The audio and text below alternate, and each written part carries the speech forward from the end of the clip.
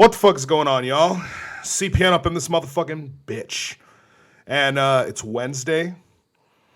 It is the 14th of October, and we have a stream. We have ourselves an interview. We have ourselves a discussion, possibly an argument tonight. The man, the myth, the legend, the individual, the artist that has a lot of controversy surrounding him right now here in the Juggalo world. Wanted to come on here, clear his shit up, discuss things.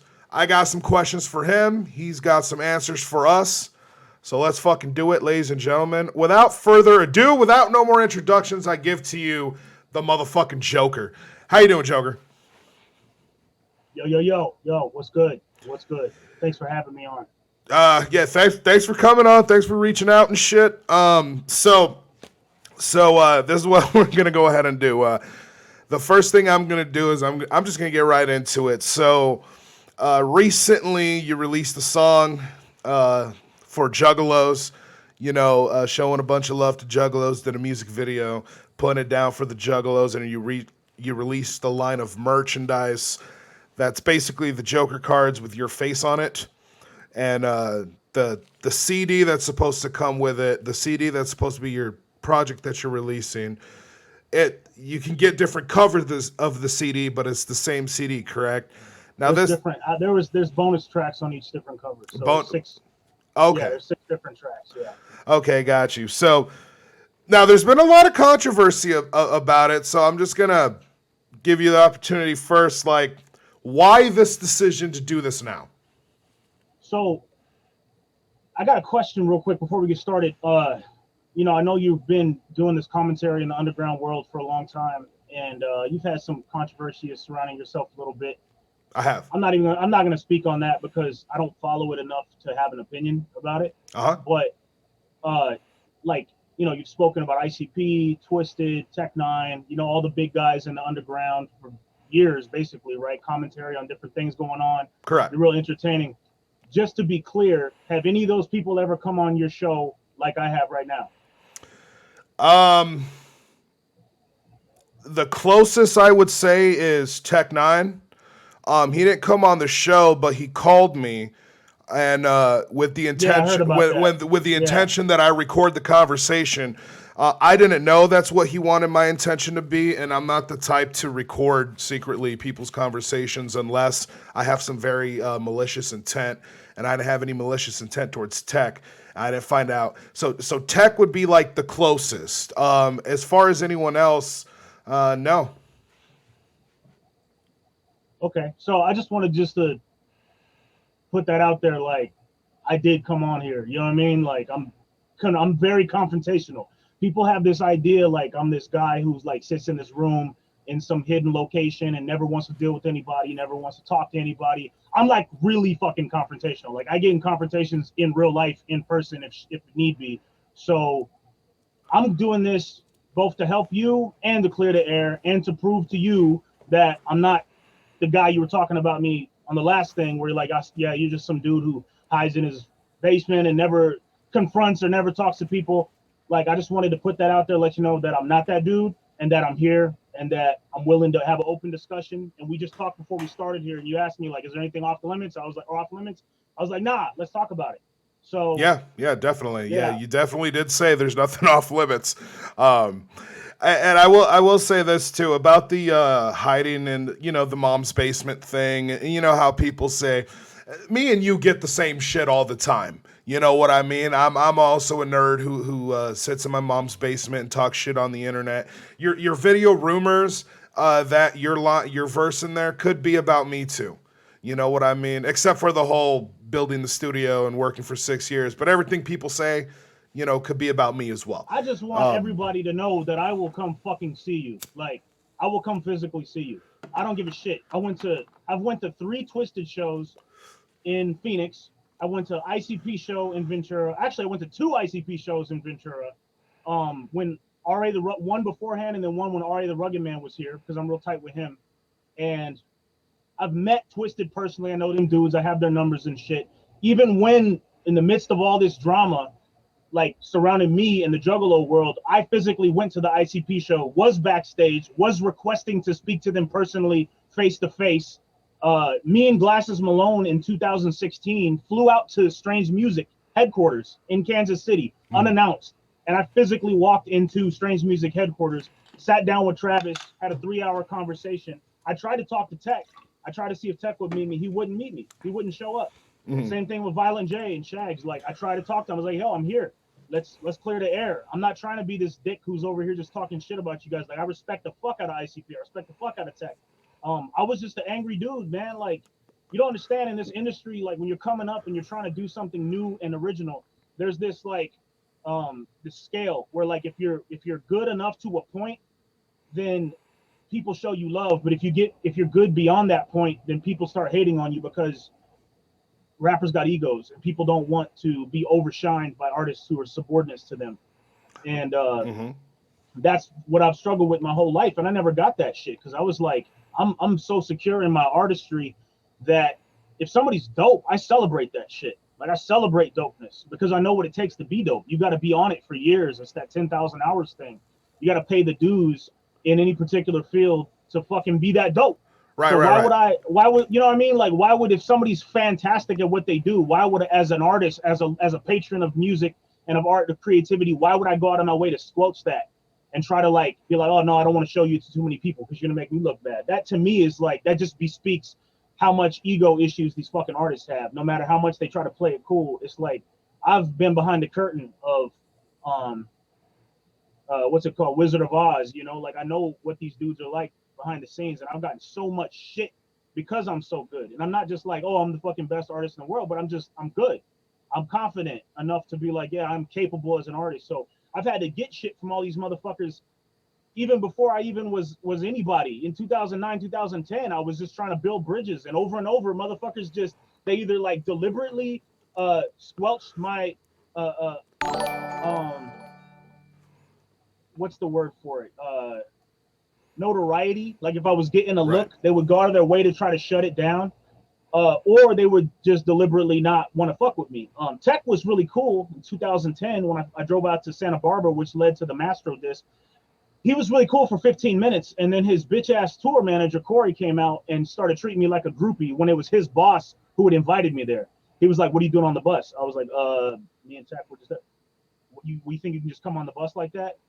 No, I mean, Dave Weiner, hey man, you got to get off the bus. Like, interrupted me like that. And the fucked up thing was I just had this conversation with Tech for fucking 15 minutes, and he's standing there like looking down, like while Corey, his subordinate, his tour manager's over here like treating me like a groupie when Dave Weiner invited me to this meeting. You know what I'm saying? Dave Weiner's the VP. He's right under Travis. So it's like Tech, if he would have been, hey man, sorry about that, we got to do this meet and greet, I really appreciate you coming out, that little fucking sentence, Maestro would have never happened. But he wants to do this rock star bullshit that he always does, you know? And I'm like, at the time, fuck, 20, what was I, 24, 23, like just real young and hungry and aggressive. Like that's how rappers are. And like I said, I'm confrontational. So even after that, I tried to meet Tech again in Tucson, and it was the same kind of thing where it's like, just give a motherfucker a little bit of respect, a little modicum of respect, but you dismiss him and do this rock star shit. And I'm gonna say something about it. I'm an artist. I'm a rapper. I express myself through fucking rap and through music. So, you know, it is what it is. So, that's really been the case with all these labels, with Psychopathic, Strange. I've met a lot of other underground labels too. You know, I've been to, you know, Urban Noise and all the big labels in LA, the Universals, the Interscopes. I don't have as much of an intimate relationship with all those dudes, but I've just noticed coming in the underground, especially, motherfuckers don't like to see you shine. And if you're too good, and if they think you're going to take a little shine off of them, they go out of their way to be like, fuck you. And the problem with me is that I'm nice. I'm really nice. I'm not using it as a euphemism. I mean, man, I'm an actual nice person. Like, I don't look at people like tools to be used to my ends. Like, I treat everybody with respect. I was raised to treat the janitor the same way you treat the CEO. And I try to just put out the energy that I would want given to me to everybody around me. And because I'm not this asshole that everybody thinks or that everybody expects, motherfuckers take kindness for weakness, especially in the hip hop world. So I get in these situations where I'm really nice. They treat me like shit, but then I have a backbone, I have a spine, you know what I mean?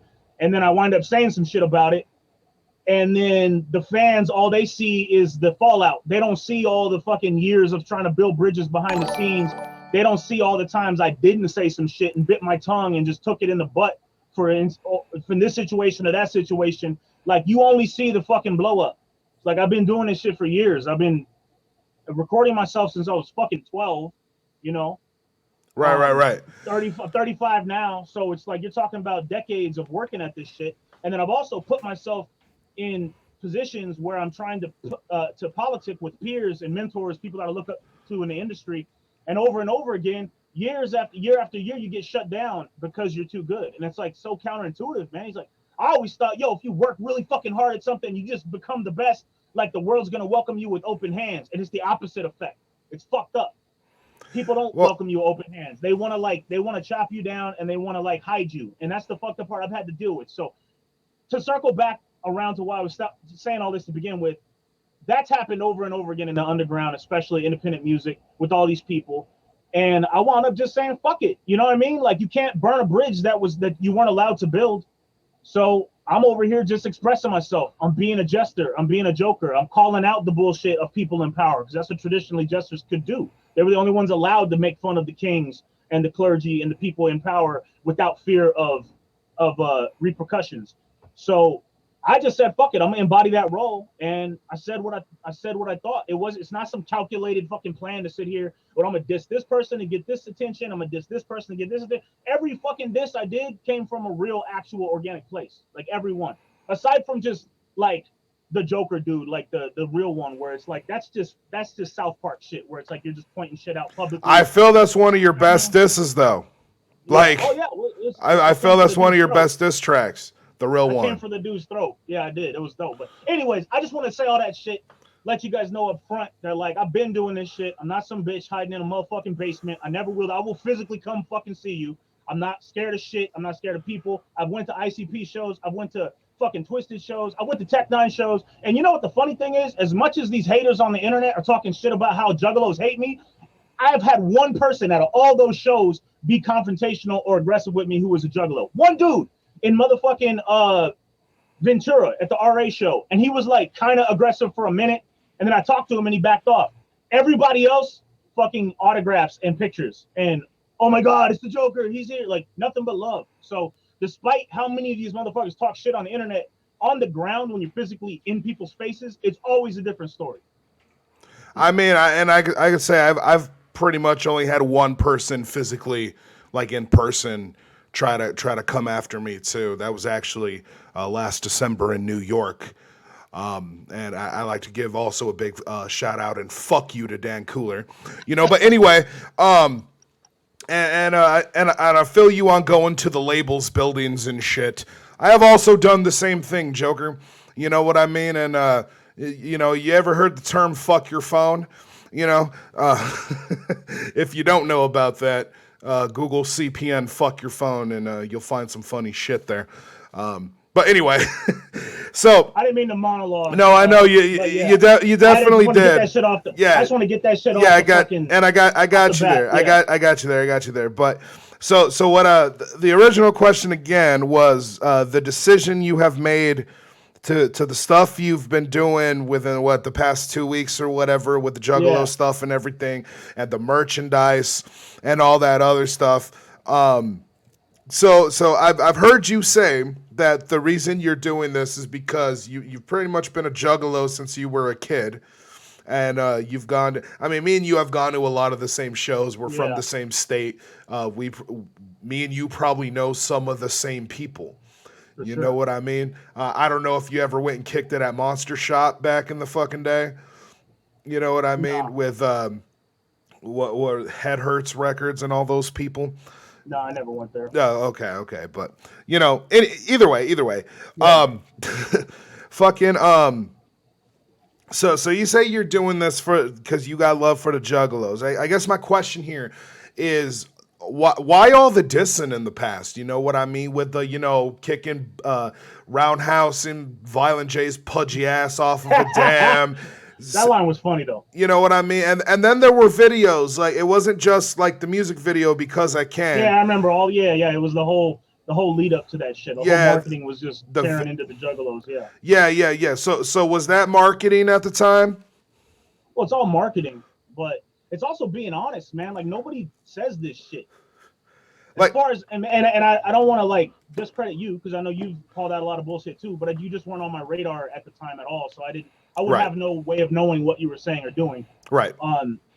Yeah, man, I've been a Juggalo since I was 12, 13, like literally Great Milenko, 96, 97, 98, like Milenko's 97. So yeah, 97, 98 was when I first got into the whole scene, man. And most like most other old school Juggalos, after probably Wraith, Hell's Pit, I kind of just checked out because I felt like the music was subpar. I feel like with ICP, the reason why the original 6 were so dope is particularly Riddle Blocks, Great Milenko, Jekyll Brothers, maybe a little bit of Wraith, but I'm not a big fan of Wraith. But I think the reason why those were so dope was because there was a perfect intersection of certain factors that were making that dope. You had ICP, you had Violent J at his prime, Shaggy at his prime, and then Mike Clark at their prime, and they all those primes kind of meshed together there, and it made this magical shit. But then, well, along with the anger and the hunger and the the adolescence at the time and the crazy antics. Yeah, totally. But then as soon as Milenko blew up and these guys are multimillionaires, then all of a sudden, Mike Clark wound up drifting apart. Everybody's kind of doing their own things, and then the dynamics changed with the group. And I feel like that just reflected in the music. Like there was no figurehead who was like quality control, permanent quality control in this shit. Like you had basically a consortium of individuals who were all need to be in the sweet spot at one time for it to be really blowing up, and I mean for it to be really superb of a product. And then as soon as all those sweet spots, you start moving those out, the quality suffered, and that's okay. You know what I mean? Like everyone has their artistic curves, and you can't expect everything to be perfect all the time. But at the same time, it's like nobody wanted to say that shit, and nobody wanted to talk. I mean, Psychopathic. Well, I don't know if I hold on, Joker. I don't know if I can agree with you on that though, because I mean I've seen many people like say that they don't like the newer shit, and all this other stuff. I hear it all the time. Almost every day I read that shit. You know what I'm saying? So yeah, but we're talking about 2014 when I did Because I Can. I'm not talking about right now. Even then though, even then I would say I used to get arguments. Nobody was on my radar who was saying that shit. Nobody of fucking of stature. And I'm not saying I'm like huge or anything, but at the time I was the biggest like not major type guy that was buzzing and making a lot of noise in that particular realm. And I saw no one else saying that shit at my level at that time. Like nobody, at least me. This is just, I'm speaking perspectively. I'm not saying no one was saying this shit. I'm sure there's people saying this shit. From my perspective, because you're asking me a question about what happened, right? Perspectively, from my perspective, I didn't see anybody saying that shit. And to me, I'm like, yo, you need dissension, you need criticism, because criticism helps you improve as a person. If you're just surrounded by a bunch of yes men and everyone's kissing your ass and saying everything you're doing is great, you don't grow. That's how you get spoiled rich kids that have the character of fucking 5-year-olds when they're like in their 30s. You know what I mean? So like, from my perspective, I was just like, dude, nobody's saying this shit. And I was kind of angry because every time a project would come out, I'd be disappointed. I'm like, what the fuck? And then they'd be starting releasing these artists that they're signing. And I'm like, who the fuck are these people and why are they signing them? They suck. They're not good. And nobody was saying that shit. So I'm actually curious about that. Who are these artists that Psychopathic put out that were whack? Like specifically, I don't want to sit here and start beefs talking shit about specific artists because it's not about that. This whole interview is not about me starting shit with other artists. But no, I understand that. I understand that. I'm just like, the funny thing is, anybody listening to this has names in their head right now already. They're like, yeah, that guy should have never been there. That guy sucked. Yeah. You know what I mean? Like, no, I get that. I get that. I'm not about to start calling people out. I'm trying to unify right now, my nigga. I'm not trying to. I get that, but like, I'm kind of at a loss here when I hear that Psychopathic signed a bunch of shit artists, because I'm like, who was shit though? You know what I mean? Like, we're talking about you're probably talking about the time after Twisted left and after Blaze left and all that other stuff, right? In general, man. None of these who the fuck has put what label has like put out really really dope artists, like really dope artists? Like hardly any of them, man. Like it's with the exception of like a couple people I personally know, like Gmo from MNE and motherfuckers at that level. Like mostly all these labels, they're artists, like I said in the Mastro, they're B list. You know what I mean? They either don't fit or they're B list artists. And what I noticed is that none of them ever, I've never seen any of these motherfuckers put out somebody who has the potential to actually carry the torch. You know what I'm saying? Like, be honest. Like, and I know that's not their job, but as Right. far as I'm concerned, with my attitude, if I'm running a record label, it's like, yo, you can't make music forever. Eventually, you have to kind of back the fuck off. And what's your legacy going to be? I'm looking for motherfuckers who can carry my legacy. I'm not looking for motherfuckers who can be supporting acts for me while I'm at my peak, and they're going to work for a while, and then we're going to spend some money on them and write that all off because their albums are not going to sell, and then we have to pay way less on taxes because of that. My philosophy when it comes to supporting artists is very authentic and very like fundamentalist. I'm not trying to play games with motherfuckers. It's like, if you're dope, you're dope. If you're not, you're not. From my perspective, nobody was really bringing it. It was frustrating. And at the time too, what happened was a lot of juggalos were talking shit about me, saying I'm ripping off ICP, I'm ripping off the juggalo culture, because I marketed to you guys, to us, starting in 2009 when I met Low Key. He was like, Mission Infect, Low Key. He was on the Tunnel Runner CD. Violent J shouted him out a million times. I know about Low Key. I Yeah. actually know I know quite a bit about your beginnings. Shout out to my homeboy Gilgamesh. Oh yeah, I remember Gil. Hell yeah. Yeah, From that the horrorcore. What was it called? Horrorcore.com. yeah, that's Yeah, yeah. that Gil was that dude. that's my homie. Like when I was in Tucson, we be kicking and smoking all the time. But But so anyways, I know a lot about that. Yeah, just to follow up on the question, or to kind of round it out, at the time I was just like, dude, fuck it. I mean, these niggas aren't making me. They're not allowing me to build bridges with them, and I guess I'm the outsider, and I guess I'm just gonna call it like I see it. I wrote because I can, surprisingly, way before the video came out. That was supposed to be on Trail of Destruction as a bonus track, the original Trail of Destruction back before the 2013 version came out with Dead Horse on it. The original one didn't have Dead Horse on it. Because I Can was recorded before that, and I already had that line in there about ICP because I was frustrated with the quality of the music they were putting out, and I had also gotten a lot of taste of behind the scenes with the way the underground big labels operate, and the way I performed. I opened for them at Philadelphia Electric Factory in 2010 with Mission Effect, and I got to meet a lot of the dudes behind the scene and shit. It kind of just gave me, like I said, that whole Wizard of Oz peek behind the mirror, and I was just right. kind of disillusioned a little bit by it all, and I was just kind of like, you know what, like, fuck it. I wrote that shit in response mostly to juggalos talking shit about me, like I'm trying to ride the fucking wave, or I'm trying to be an ICP ripoff. And it was frustrating because it's like, no, I'm not. I'm like, jesters predate clowns. Medieval jesters were the first clowns. You know what I mean? Like they were the ones who had the role to actually do that. And I've always tried to be that role, not some comic book or some clown rip off or Right, or I some, get you know what I that, mean? and I get that. But hold on, real quick. Can you at the very least understand why somebody would look at somebody named the Joker marketing himself the way he is, and look at like your marketing plan? Because I've seen how you were talking about you're going to tell this whole story about this character, and this story is going to be Yeah, through albums. I mean, yeah. I can think of one band who told a very long story that took years with clowns and jokers and shit in it. Can you see why people would think like, Of "Yo, course. that's that's a juggalo rapper"? You know what I Yeah, mean? Like, of course. But you know what the thing is that I can see that, and I don't fault anybody for that.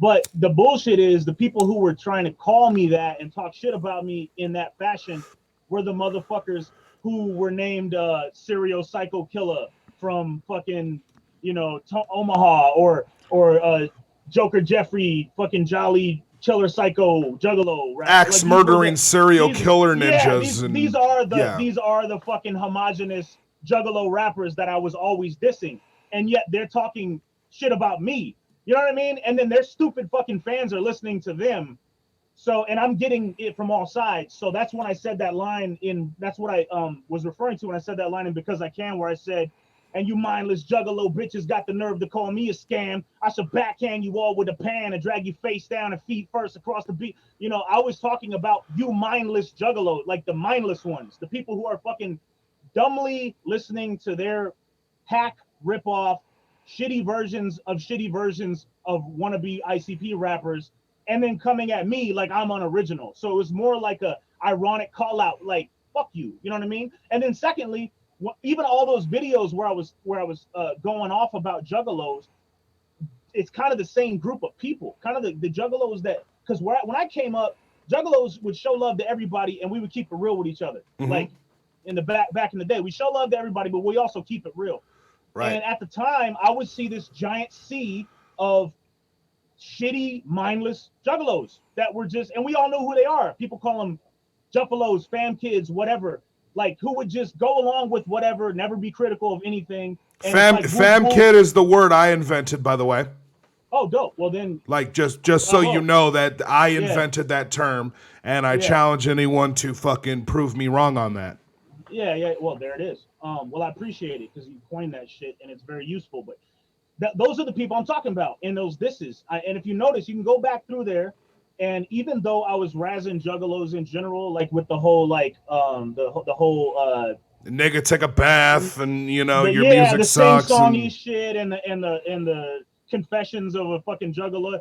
That's a Joker, man. That's what Jokers do. It's fun. You should be able to make fun of your culture. You know what I mean? It's like Saturday Night Live or South Park spoofing shit. That doesn't mean that I personally hate all juggalos just because I'm doing a spoof. Real juggalos wrote me like, thank you, man. It's just hilarious. But the problem is that the motherfuckers up the ladder, the ICPs and the Twisteds, and I mean, I'm cool with Twisted now, but those motherfuckers, all they get is the negativity that's shouted by the loudest hater. They don't get all the details and the nuances of who I am and what my background is and why I was doing it. And then also the people who I'm talking about are mindless juggalos. So they see this humor, this parody, somebody intelligently criticizing them, and then they go, oh, the Joker hates juggalos. It's like, no, bitch, I'm a fucking jester. I'm a Joker. Like, Jokers don an outfit and have makeup and go out there and they bring entertainment and spectacle and parody and humoristic criticisms of the kings and everybody. It's just like South Park, man. This is what I do. It's part of being a well-rounded artist, is being able to do that shit. But these motherfuckers are so focused on, this is the character, this is the person, everything they say and do is who they are as a human being, that instead of like looking at it objectively and being like, oh, this guy he is the Joker. He is playing a medieval jester in the contemporary underground music world, and he's doing what jesters do. Instead of being objective like that, they go, oh, the Joker hates juggalos. And it's that simple. It's this low resolution interpretation of what I did. And then that's what gets propagated. Because the people who understand it don't need to cry about it. They don't go, oh, the Joker hates juggalos, blah, blah, blah, blah. They just are like, oh, I get it. That's fucking funny, and it's cool. And but can you see? But here's the thing. Here's the thing. Can you see when people line up a certain series of events? It's like you had like your Hobson beef, and that whole thing. And I don't want to really go into that whole history and stuff. I mean, I've seen everything that's available on the internet, and the whole thing about the contests and all that other shit. You know what I mean? So you have like the Hobson beef, and you have the you dissing Tech Nine. And you have this going on, and then you do the Dead Horse song, and it's like, okay, look, Joker's turning over a new leaf. He's realized that this, that, and the other. And then soon after that, we start getting the juggalos this, and I'm gonna round kick house kick Violent J. And if you kick, that line is funny. I will stand behind that line. It's fucking hilarious. No, the best line actually in that song, the most hilarious line in that song, and I use it all the time, is nigga, black people. That's the best line in that song. It is what it is. Yeah. But nonetheless, hold on. I got to be able to talk too, fam. Okay? My bad. Like that whole line of events. And I remember one of the big things was when you were doing the nigga take a bath and roundhouse kick Violent J because I can and all that. We were all. I seen a bunch of comments. Okay, tell us what. Okay, just shut up and tell us the name of your next project, because that's what it seems like to a lot of people.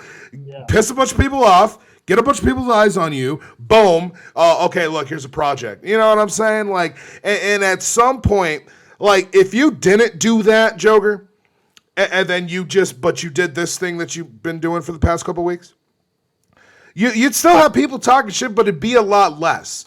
You know what I mean? So, for instance, if I personally, if I start, like, if I come out in a few months and start showing nothing but love to Twisted and nothing but love to Magic Ninja, these motherfuckers will have my head.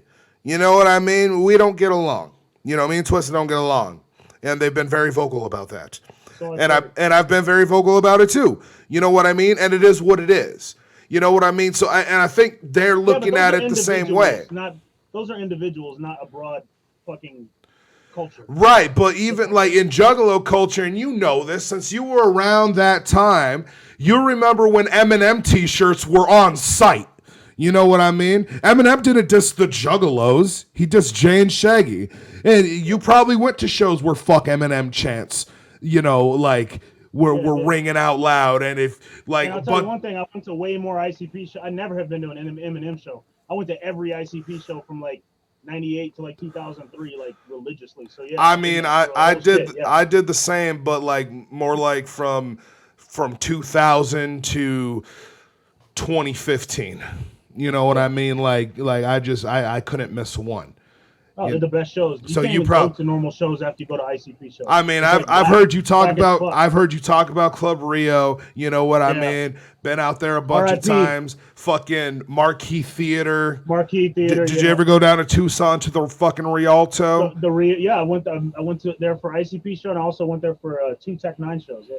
Yeah, so you know we've been at the same shows. I went there with Hobson too when he performed there. I was there like behind the scenes as just like, right. So I mean we've been at the same shows, Joker. It is what it is. You know what I mean? We grew up in the same area, but was my shit. But what I'm saying is you were around during the time when like if somebody was gonna get on wax and diss ICP, you know, and talk shit. You know, it was already fuck that motherfucker.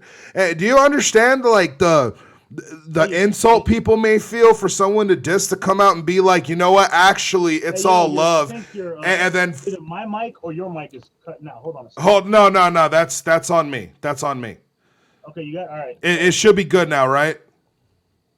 I think so. Yeah, my thing in the corner was flashing like the connection got a little iffy for a second. It should be good now, actually. It reset fine. Yep. Yeah.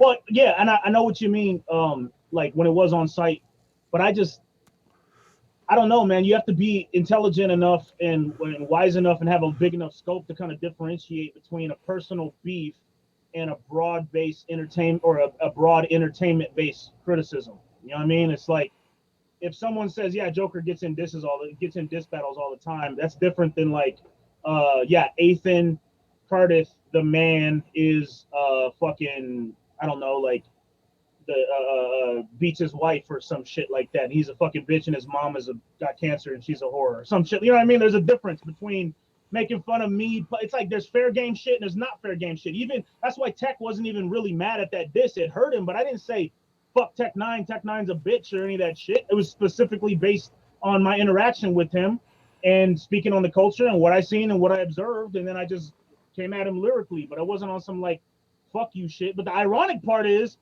he got on the phone with people who were on some fuck you shit. Remember the Q Strange shit when he came out? Yeah. Like you talked to him and Q Strange was on some real fuck you shit. And I was like way more generalized and the nigga still won't talk to me. So I think it's because I hurt his ego with that third verse because he saw I like kind of picked him apart. But there you go. That's ego-based shit. But anyways, you just got to be wise enough and have a big enough scope to be able to differentiate the shit. And I'm not going to sit here and apologize because I just was being real. And at the end of the day, it's like, look, we're all given this certain hand of various factors of who we are, where we were born, what our personalities like, what our experiences were, how they shape who we are. And then you only get to be one person. And you're just walking through life. And then you're that group of shit dealing with all the things that we all have to deal with in life. And then you add to that the particularities of trying to be a recording artist, and it gets even more crazy. So it's just the me dissing and all the battles and all that shit. is just a natural outworking of who I am as a person and the situations I was in. But one of the things that I can and I always will be and I will stand by is the fact that I was authentic. I was honest and I was authentic and I was fearless. And those are admirable traits. And I think everybody should strive to that. And I'm a big proponent of like living out how you think people should be. Like I treat everyone how I would want to be treated. It's one of the reasons why I wound up with these fucking butt fuck uh, ungrateful little shit proteges like Massetti or like Dubs or like these other people I've had fallings out with because I was giving to them what I would want given to me, but without the wisdom of recognizing the fact that sometimes the best way to hurt a man is to give him everything he wanted. You know, we're creatures of burden. If somebody hasn't worked for something and it's just been given to them, they might not have the character that it takes to hold that burden or to hold that place. I had a mentor tell me one time, you never want your talent to take you where your character can't keep you. And those are situations where I didn't vet and assess the character of these people and make them work enough before giving them all this exposure and giving them all this, you know what I mean? Um, love and mentorship and free studio and let me help you with this. I didn't assess them right at the time. I didn't have the wisdom to know you can't do that with people, and then it wound up into a fucking a falling out. But every time I have a falling out, anytime something negative happens, I try to encapsulate it in a piece of art to where at least people can learn from that story through my expression of it. You know what I mean? Right. I got you. Yeah. And I So and you know I this is what deal. it is. I can relate to that because I deal with the same thing over here on the YouTube side of things. Anybody and everybody who wants a YouTube audience in this fucking scene comes to me, gravitates towards me, gets what they Well, want, and you're a then good contrarian and you're a good provocateur, and we always need those. You know, we need those in the world, and people will love you and hate you, but they're still talking about you. right. You know, at the end of the day, it is what it is. Okay, so I mean, basically, we talked about the diss thing. The one other thing I wanted to bring up about the Juggalo love thing and stuff is with these packages and stuff you have. You know, you're calling it the investor package, and then there was that whole situation earlier this year. Yeah. With the investor thing, and I know you By had the way, I have a whole music video and a 7-minute song about that situation coming out within the next 2-3 weeks. So is it part of that thing you played in that video that I can no yes, longer find? I yes, needed an the investor. investor. Yes, Okay. yep. It's that song, but it's the full length. It's literally shit wound up being 7 minutes long, dude. I was like, oh fuck. So yeah, because that needs to be addressed big time. I'm Right. really sick of that whole situation. Right. Well, and I am going to tell you this, and I'll give you the benefit of the doubt. That chick that the controversy surrounding you with the money or whatever, I've talked to that chick before. That chick is fucking crazy. She is a lunatic. She is a She's fucking lunatic. Okay? Legit. And anybody gravitating to her and like taking her side is just doing that because they hate me. Because even the people who like hate me will be like, yeah, even Dubs in that diss where he fucking pointlessly dissed me out of the blue and burned our bridge forever for no reason was talking about, yeah, that bitch is crazy, but blah, blah, blah. It's like, don't preface, yeah, that bitch is crazy, and then move on the information you got from the crazy person. She's legit fucking like 5150. Okay, so I hear you there. But anyways, here's the thing I was going to ask about the investor thing, though. Okay, so with the investor thing, and then you have these packages called the investors pack, and with the Juggalo stuff on it, and you know what some people would consider stolen art.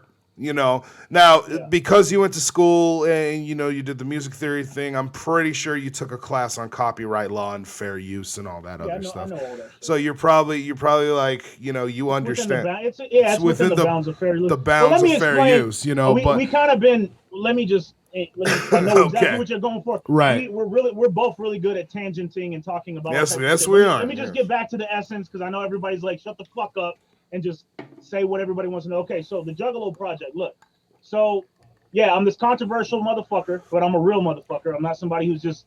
I'm not a bitch. I will come physically see you. I'm not afraid of anybody or anything, and I will like back up anything I say. But I'm being honest with myself, and we all go through phases in life where we fucking feel like idiots, and it's like, yeah, I could have handled that better. And the difference is like it's just with me, and in the music world, it's a public thing. That's what people are like, oh, how come you get into so many beefs? It's like, motherfucker, if you look at any individual and you look at their lives over the course of 15 years, they probably have just as many people as I do where they had a falling out with and they don't fuck with anymore. We all have that. The difference is in the music world, it's public. So, you know, it's like, don't sit there and be like, oh, Joker has, he always falls out with people. It's like, okay, how many people? Oh, like 5. Yeah, like 5 fucking people. You haven't had a falling out with 5 people in your entire life? Like, shut the fuck up. It's just the difference is it's public. You know what I mean? That's it. Think about it. Like, niggas deal with hundreds of thousands of people throughout the course of their life. You're gonna have fallings out and people you don't fuck with. It's just public with me, first of all. Secondly, I'm going through this whole world I'm going through this whole career in the underground world. I'm hating what's happening in the ICP, twisted breakup and shit. And I'm like missing. We all hated that though. We all hated that. I'm missing. Well, as a fan, I'm missing the magic. And then it started becoming more and more apparent that I was the only person, one of the only, I'm not going to say I'm the only person. I'm not trying to erect myself as this juggalo god or anything, but I am an individual who has enough of a foot in all these different worlds and who's individually enough and objective enough, because I'm not on MNE, I'm not on Psy, I'm not with Strange. I'm objective enough. I'm this kind of floater rover artist who nobody really wants to piss me off, but nobody really wants to fuck with me either. So it's like, cool. I'm a good liaison as an old school juggalo and as an artist and as somebody who has been inspired by the original magic and imported that into my music and how I do it, and who has studied music and what makes art and what makes things likable. Like when I make songs, it's not an accident that they're dope. Like I know the actual psychological mechanisms behind what you know, heartstrings I'm pulling, or what note is going to elicit what emotional reaction. Did you read the book? Did you read the book? This Is Your Brain on Music. No, I didn't. That's a good book. I should check it out. But anyways, back what I was saying. I'm enough of all these different things to be in a position to really do it. And it's kind of one of those things where it's like if it's there to be done, and you're probably the only one who can execute it the way it needs to be executed, you almost have an obligation to do it. So despite the fact that people think that I'm trying to do this as like a money grab or like just capitalizing on the juggalo world, it's more of like an obligation for me to do this shit because it needs to be done. Because I love juggalos. I love the culture. I am of the culture. There would be no the Jokerr if there was no ICP. I 100% will forever give them homage for what they did for hip hop and for music and for spectacle. And I now am in a position where I have a platform and I have the skills developed and the resources enough to be able to do something like this for the juggalos. And therefore I think I have to do it. So that's my whole thing as far as so that's the whole motivation behind doing it. One, I'm in a position to do it, so I should do it. And two, it needs to be done. And three, I miss it. I miss the fucking magic of listening to a song from start to finish, and every song is dope, and every song is funny, and every song is leads into another one with skits, and you're waiting for what the last song is going to be because you know it's going to be some cool emotional experience. And I miss that shit, and I want to make it, and I want to give it again, and I just don't feel like ICP is doing that anymore. And this isn't a diss to them. I just personally haven't resonated with a lot of their recent shit. You know, you didn't like Fred Fury? There was some dope tracks on. I thought Nobody's Fault was the best track on that whole album. It was the most honest. We are very on opposite ends of that. But I mean, no, yeah. I like Nobody's Fault, but because I would say this is people are like, oh man, ICP, they just don't put out music like they used to. Now I could admit that in the '90s, you give me a '90s ICP record and I'll put it on from beginning to end. But then I also think about how many of us fucking listen to albums from beginning to end anymore, and after they've been out for a while. I miss it. I want it though. Because we have even albums I can say I like the full album of. I can't tell you the last time I listened to Riddle Box from beginning to end because we listen to everything on Spotify now. And so like, as far as I'm concerned, every ICP record that has come out in the last 10 years, it at least has a good 6 or 7 songs on there that I'm like, yo, this shit right here, you know what I mean? And that can go in the mix of fucking songs I like. And the funny thing is, I think they know that because all the songs they play live are usually the songs that everybody was down with on those records. Yeah. And with them, like, I don't think it's fair, Joker, I don't think it's fair to call them out on like, oh, their music's not as good anymore. Like, I'm like, yo, I want to see somebody have a career as long as they have had and put out as much fucking music as they have had and maintain a fan base and a culture. Of course. You know what I'm saying? Of I mean, course. No, 100%. I never take that away from them. let me never ask, even argue but I that. got a question to ask you, Joker. Like you say so you're sitting here saying, you know, with your talent in this, I just want to make a point too. Everybody I've talked to about you, you know, and especially recently, but every time I've been in discussions and you've been brought up and stuff, there are people that love you, there are people that think you're all right, and there are people that fucking hate your guts on a personal level, okay? They don't know me. Everybody, though, regardless of what they feel, all have the same fucking common thing. They say, the one thing I can't deny is the dude's talented and makes great music. Yeah. But you know who also was talented, Joker? R. Kelly. Okay? That doesn't speak don't to compare me to fucking R. Kelly, dude. I'm not comparing you to R. Kelly. Don't First even bring of all, up that nigga in this context. That's a poor. I understand. No, but I'm saying like, back it up. No, hell no. Look. Yeah, you gotta let me make my point here. R. Kelly's talented. Don't bring up R. Kelly. That's insulting and unnecessary, dude. Don't go there. I'm just saying the dude's talented. But okay, he's also a fucking criminal, like sexual assault. That's what I'm saying. Like, just because somebody's talented, that's just a fucking dumb example. No, I'm just saying, just because somebody's talented, it's not.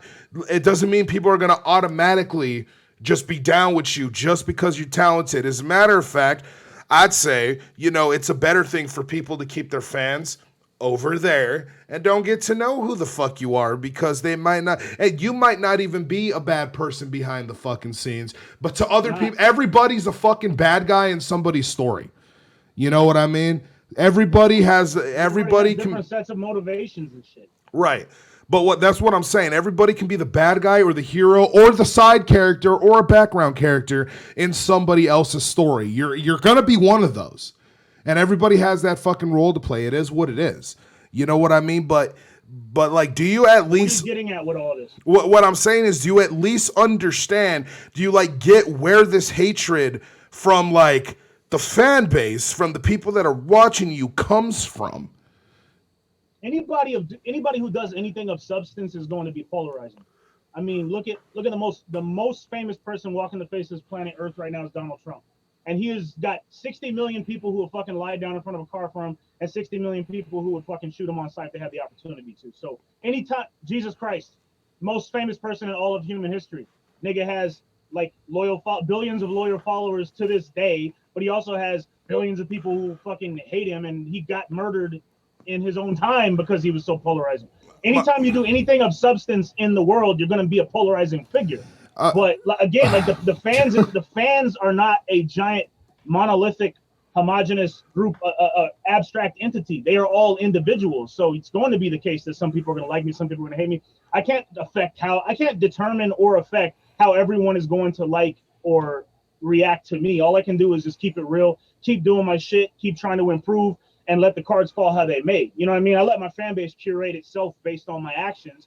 And some of the shit that's got me the most hate has got me the most love, man. Like, perfect example, Glasses Malone. He never would have found out about me if I hadn't gotten that beef with Hobson and put out the both the Sidekick video and the Maestro disc on Tech, because he was on tour with Tech and all them dudes when those discs came out. He was actually on tour with J-Rock, Kendrick Lamar, Tech, all them dudes. That was all in the same time.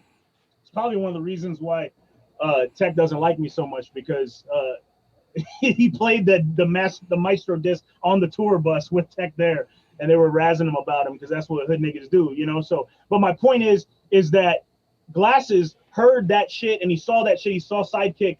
He reached out to me, and I didn't even see this message till years later. But then when I moved to LA and I connected with him, he became like my big bro. Like, he's a mentor, he's a homie, he's like literally like family to me now.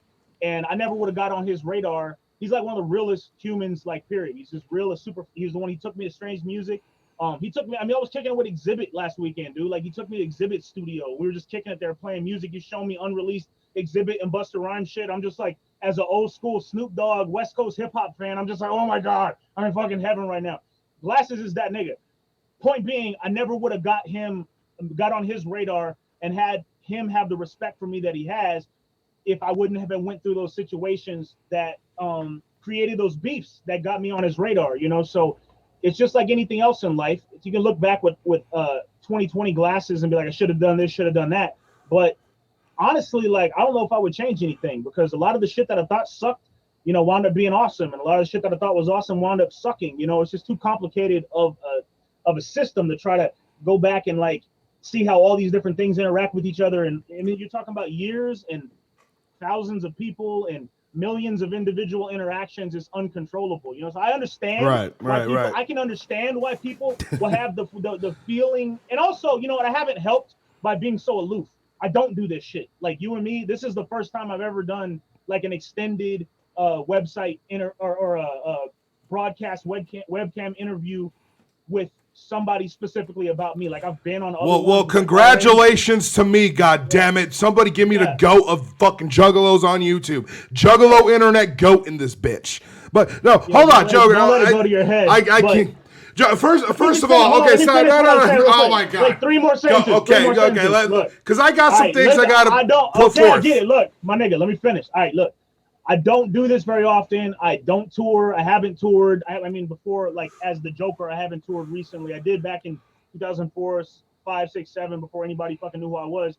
But I've been way more aloof, and a lot of the shit that gets on everybody's radar is the negative shit, because controversy sells. So consequently, there's this whole fucking gigantic group of thousands of people out there who have only heard the negative shit and haven't heard any interviews or anything about me or been to any shows to where I could prove them the opposite. So people just take cursory looks at shit and by default make a judgment about it. So it makes sense that a lot of people do that about me. So let me ask you a question, Joker. Do you feel that you have an extremely giant out of whack ego? Absolutely not. Okay, because the reason I'm asking that, in this conversation, when I was doing an analogy, and I said R. Kelly, you said, do not put me in an analogy with R. Kelly. That's fucked up. So to me, the reason you didn't want that is because you didn't want to be compared to R. Kelly. You then did. Oh, no, I understand that. And then you turned around, though. But hold on. You turned around right after that and said, let me give you a better analogy. Donald Trump. Jesus Christ. Like, my dude. That wasn't an analogy or directly not comparing it to me. I was just showing you that I was speaking to a specific point. And neither was R. Kelly, though, bro. Like, I was speaking to a specific point that the higher you get up in notoriety, the more polarizing you're going to be. That's the only point I was making by that.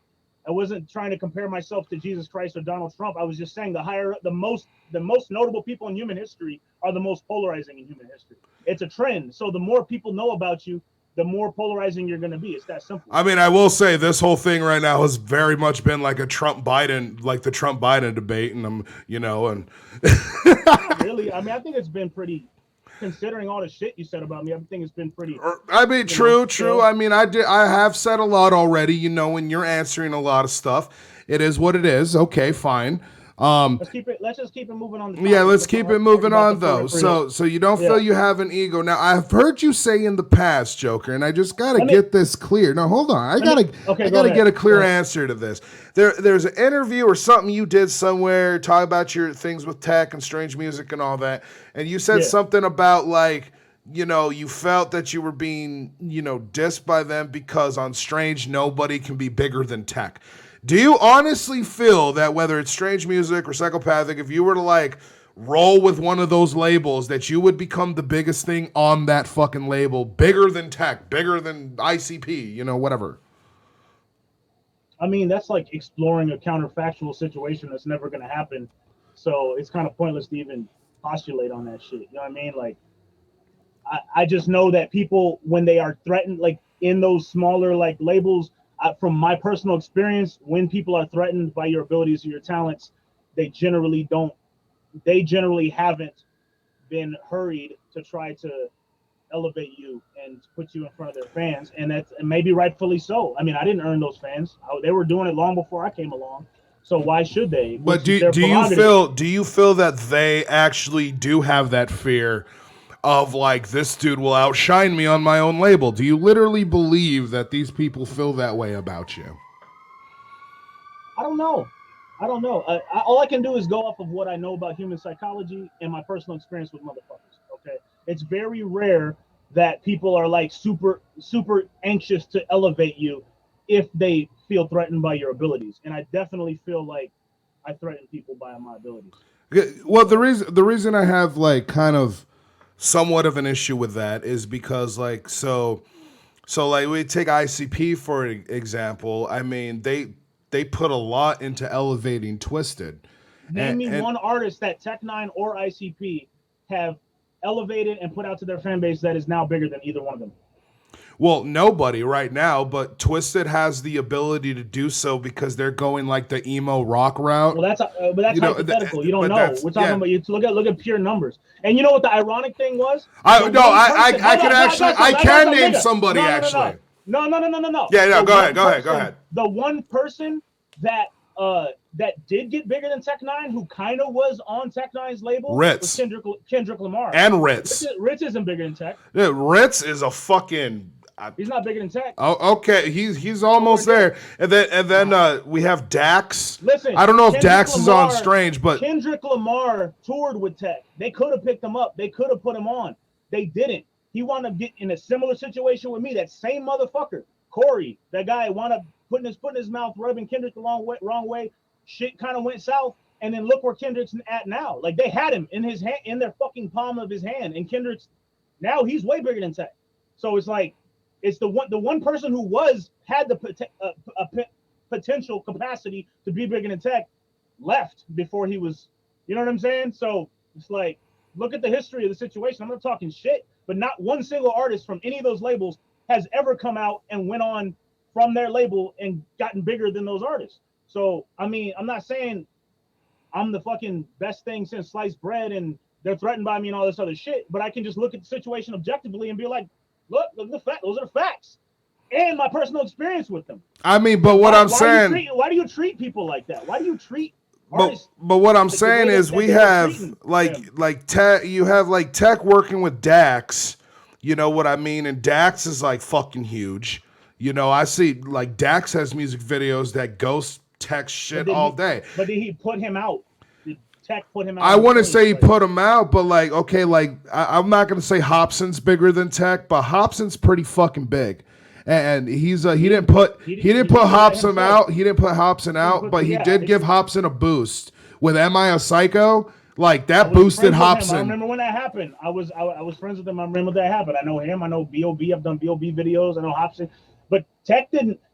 Hobson was already moving independently of fucking before that happened. And the reason why he was because the video I filmed for Hobson, which I never got credit for, which was Illmind of Hobson 4. I was DP on the entire video, Illmind of Hobson 4. It was the one that wound up on World Star, and that was back when World Star was fucking humongous. Is for the one where he's in the room talking to everybody? Yeah, and then he made fun of Tyler the Creator. That was me behind the camera on every single one of those shots. And that's after that blew the fuck up. That's when Tech fucked with him. He fucked with him when he was already moving, and it did just as much for Tech as it did for Hobson, because Hobson was attaching or was hitting a different audience than Tech was at the time. So there was overlap, but I think it was kind of mutual, and it wasn't Tech giving Hobson this huge hand up. They paid him. Yeah, but what I'm saying is the way you put it out there, though, the way you put it out there is you put it out there where it sounds like you make it sound like, at least that's what it's perceived to people, that like labels won't fuck with you if they feel that you have this potential to outshine them, you know what I mean, or to like go that far. I just don't see that with these labels, because these labels do work with people that either get very close or do start outshining them. You know, there's an entire record label that exists right now called Magic Ninja Entertainment that only exists because ICP put so much money and time into the dudes who own that label. You know what I mean? Like, it's like, this happens all the time. I can't imagine a label not wanting their artist to be huge successes and not wanting to build up multiple superstars so they can have like millions and so they can go from making millions of dollars to billions of dollars. If an artist is the I would shit, think the same thing. I'm right with you. I would think the same thing. The difference is you haven't had the experience I have. You haven't been like literally interacting with these people on a personal, professional level over the course of years. You've been more of a outside observer commenting on what you see and what's released and what happens. oh, I have some interactions. Like I talk to some people. I'm very controversial as well. They don't want to work with me yeah, either. but no, So you were never being presented as an artist to work for these people or to be that yeah, okay, yeah, you're right. You're right. So I'm just saying it's a different perspective. From the outside, I would think the same shit. I used to think that shit. That's why I work so hard at what I do. I'm like, yo, if I work really fucking hard, it's gonna matter sometime. It's gonna count for something. But unfortunately, dude, like everything, all these institutions, labels, organizations, businesses, companies are ran by human beings. And human beings have all types of fucking ego issues and all types of psychological issues and all types of mechanisms that control them doing what they do. And you'll find when you start interacting with motherfuckers, like 99% of people are not authentic.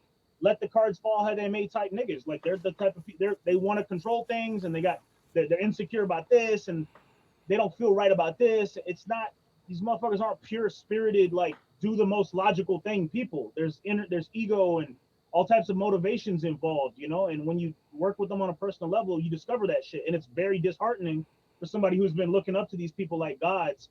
And it's that whole don't meet your heroes shit, man. When you actually meet them and you interact with them, I don't want to sound like I'm just talking shit, but I've been through a lot with these motherfuckers, dude. Like when I drove out to meet Tech, I wasn't doing music full time. This is 2010.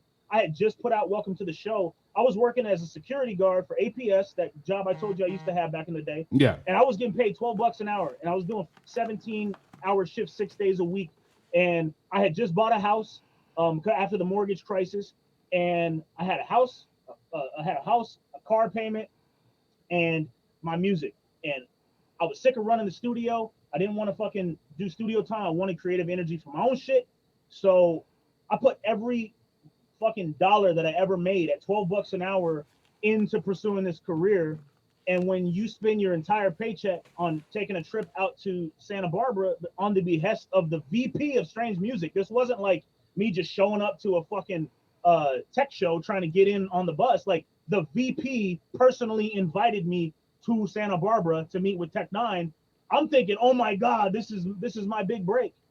And then literally it was fucked up too. On that day I was supposed to go, so I was working a 12-hour shift, and then as soon as I got off, I drove down to Phoenix. I was working up in Prescott. I drove down to Phoenix, and I had to time it because I was up all night long, and I had to time it to where it was right before the meet and greet, so that there was time when Tech was on the bus and could meet me.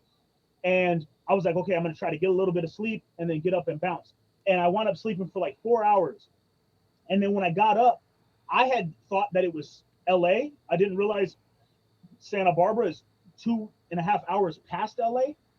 So I had my whole like MapQuest shit all fucked up. And then when I actually put in the actual address, it was like the travel time from Phoenix was like 9 hours rather than 6. Right. And I was like, oh my God. I was like, dude, I can't fuck this up.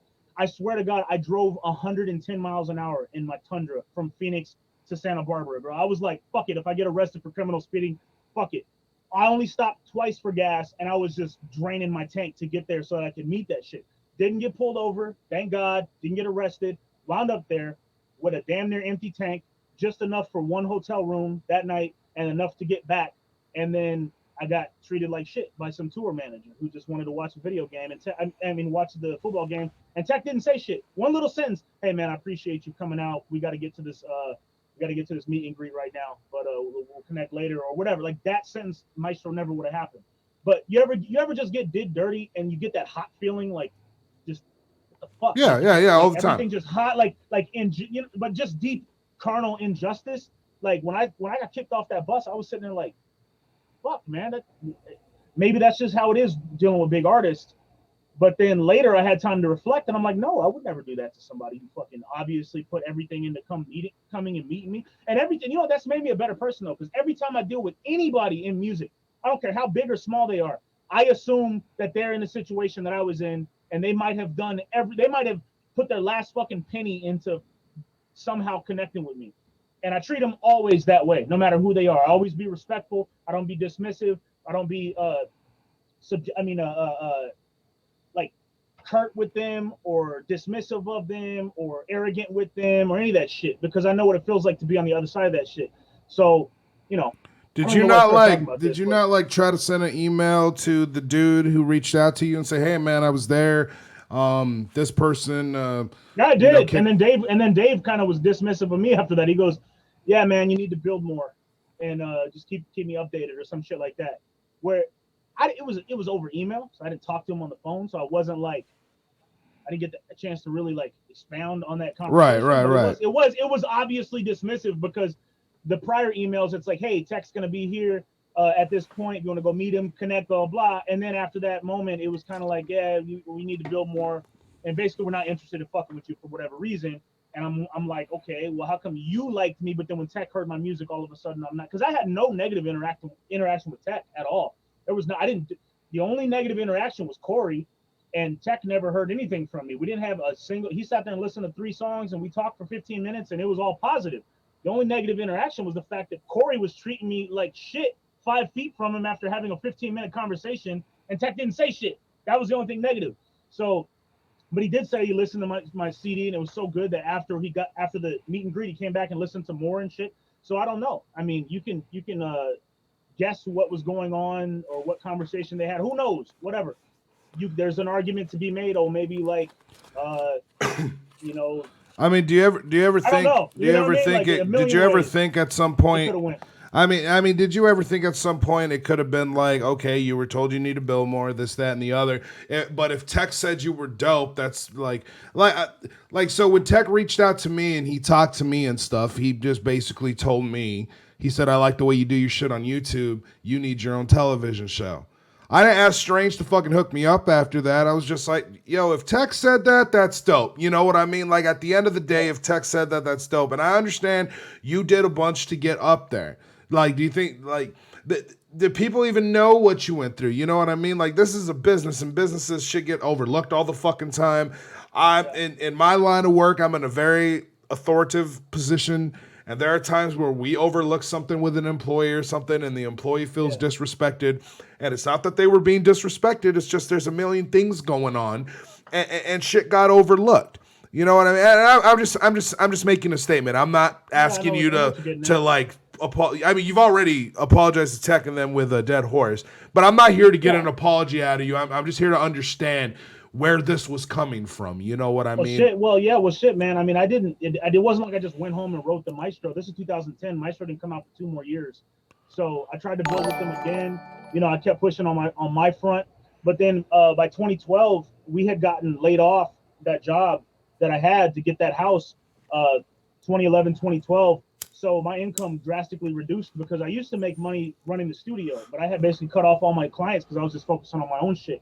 So before 2012 with Sidekick and Trail of Destruction and all these disses and shit and all this merch, there was this interaction where like my money was like from my personal private job was down and my music money was really down. It hadn't got up to the point where it could supplement that yet. So in 2012, there was some. I almost lost my house. I almost got foreclosed on. I got 3 months behind. I got my truck repossessed. The one that I drove the Santa Barbara on, it destroyed my credit because I wasn't making enough, and I had lost that job where I was making the money to pay for the shit, and I wasn't making enough in the studio. And I'm trying to push my career forward, and it was just a bad time. So I'm like, well, fuck, dude, I got to do something to initiate the buzz to make enough buzz to be able to survive off this shit through merch and collabs and all that stuff. And I had recorded Maestro probably in 2011 at some point. After the second time that I met Tech and it didn't go the way I wanted it to, and I was just venting. Like again, I still had that hot feeling of injustice that was never righted. I just was like, I'm gonna do this for me at the time. But then I got desperate in 2012 when shit was really tight. So, well, it's probably early 2012 when shit was super tight, and I was like, "Fuck it," you know. I mean, I tried to build bridges with these motherfuckers, and they didn't let me build the bridges, so I have nothing to lose. And I'm not talking about this is what I believe now. I'm telling you like my perspective at the time. That was your Because when perspective at the time, yeah, yeah. when you're desperate, it's a whole different story. You know, we've all been in situations where money is so fucking tight and you don't have any options, and you got to just do what you got to do to survive. And I felt like that was one of those situations for me. I was just shit was so tight. And I said it in Dead Horse, you know, when shit got tight for me, I then objectified Tech-9 and his buzz and his personhood to be able to get the buzz that I'm going to use to get myself out of the situation, and which is what I was apologizing for. You know, I didn't need to go above and beyond with this, and, you know, talking all this shit about Strange. I think it was an inappropriate reaction to that situation. I wouldn't do it again. Okay, well, I mean, at least you fucking own up to that. But like I said, you did own it up in Dead Horse. You and said the difference that. is, let me amend something real quick. Okay. Because Juggalos always ask me, how come you didn't apologize for the Juggalos in Dead Horse, or do a Dead Horse for the Juggalos? I didn't diss ICP or the Juggalos personally, like, you guys are loser pieces of shit, fuck you. Everything that I talked about ICP was like fair game. Like I said, Saturday Night Live, South Park, when you're dissing somebody publicly on a public platform in a public capacity, and you're just making fun of them and joshing them, that's a different story than, hey, fuck you, I hope your mom dies of cancer, you piece of shit. You know what I'm saying? There's two different capacities of engagement there when it comes to the disses and shit. And I never went that way with Juggalos. I've always said I love Juggalos. Right. I have specified mindless Juggalos and people who treated me badly, who were whack underground rappers, who didn't want to do their own shit, and who were just ripping off ICP shit blatantly and pandering. Lower left auxiliary Jokerr. Yeah, I did specific people for specific reasons on a public platform that was fair game. Whereas Hobson I knew personally, and Tech-9 I had interacted with personally, and I dissed from a very personal perspective. You know what I mean? Out of desperation, I probably should have just played it cool. And maybe I could have a song with Tech like Hobson. If I would have not done that, maybe I could have just built those bridges and took it and chill, like I said in Dead Horse. Whereas with ICP, it was just me being a Joker. You know what I mean? With messing with the Juggalos because I can was me being a Joker. That's me poking fun at obvious fucking funny things in the particular culture that I'm making fun of. And it's like, I'm not gonna apologize for that shit. If you can't take it, then you're just a bitch. Like, people do that to me all the time. It's like, dude, this is entertainment. This is public entertainment. This is music. You got to be able to give it and take it. I can take it. Well, let me ask you this. Let me ask you this question, because yeah. So let me ask you this question. You've talked about, you know, you mentioned it somewhat here tonight, and you've talked about it in another shit where, like, you've had people diss you in tracks, and that severed connections, right? That fucked up your relationships with them. Do you at least understand that when you dissed ICP or Violent J, you know, you said you're gonna roundhouse kick Jay, so like you have that, yeah. But you've like taken on the role also of the people who stopped fucking with you because you dissed them. You see what I'm saying? Like you've kind of you're drawing a parallel there, which I mean is probably somewhat valid a little bit, but the difference is that I didn't know Violent J personally. It was a public, like I said, a South Park Saturday Night Live public joke. And these people knew you personally. The people who I got into beefs with or whatever, the Dubs, the Massetti, the Sidekick, the Swizz, the Hops, like these are motherfuckers I personally knew and who personally did some bitch shit to me. And especially Dubs. Like that guy is just a huge, gigantic bitch. Because we were talking like you and me are talking on Monday, just like cool, like homies. And then on Wednesday, Psycho Bitch starts blowing up about me on the internet. And I make this post kind of clarifying it, and then all of a sudden the fucking dog pile starts, and Playboy the bitch, Pussy the bitch jumps out, starts talking shit. All of his fans start talking shit, and instead of Dubs hitting me up like, "Yo, man, you good?" like on some homie shit, he blocks me and then drops a diss on me that he already had ready. So that's just coward pussy shit. Right. You get murdered. You get murdered for way less than that if you do that kind of shit on the street. And the fact that you can just casually block me and dismiss me and then diss me, and this is after the fact that I'm the single person walking the planet who has helped Dub's music career more than any other human being alive. That's indisputable. He started his whole career with my Dare You to Diss Me contest. I put him in Because I Can. Till I Fall. I put him in about 9 other songs on my shit. I've mixed, mastered, recorded for him. I've talked to him. I've mentored him.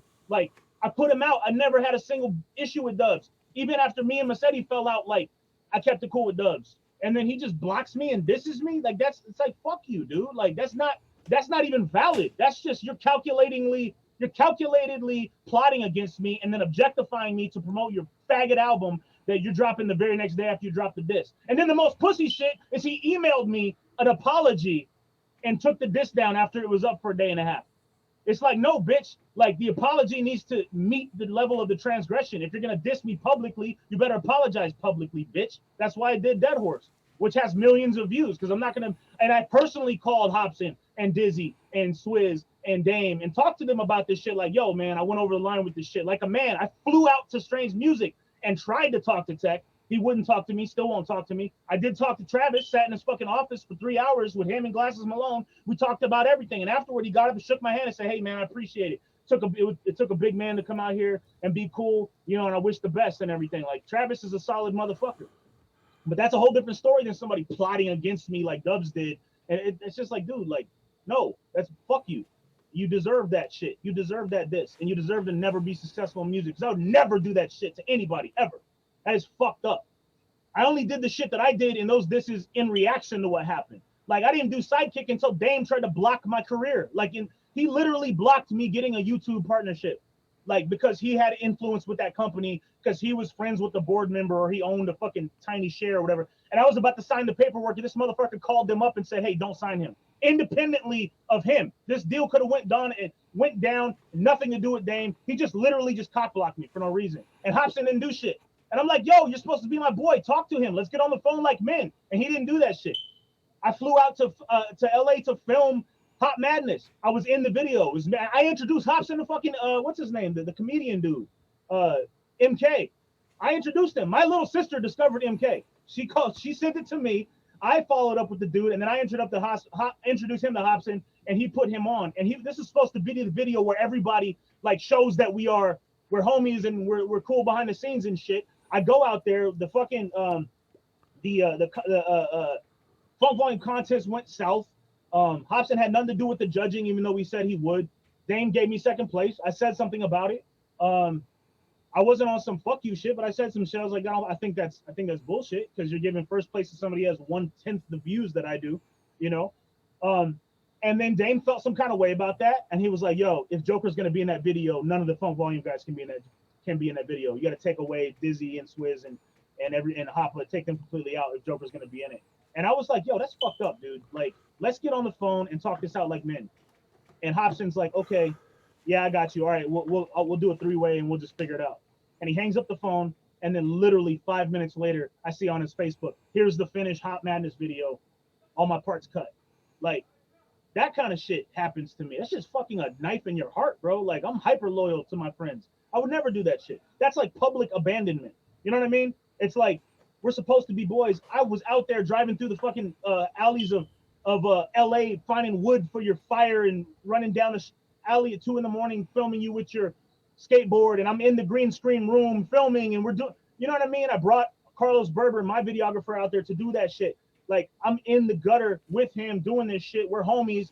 And he's supposed to be like, yeah, Joker's my boy.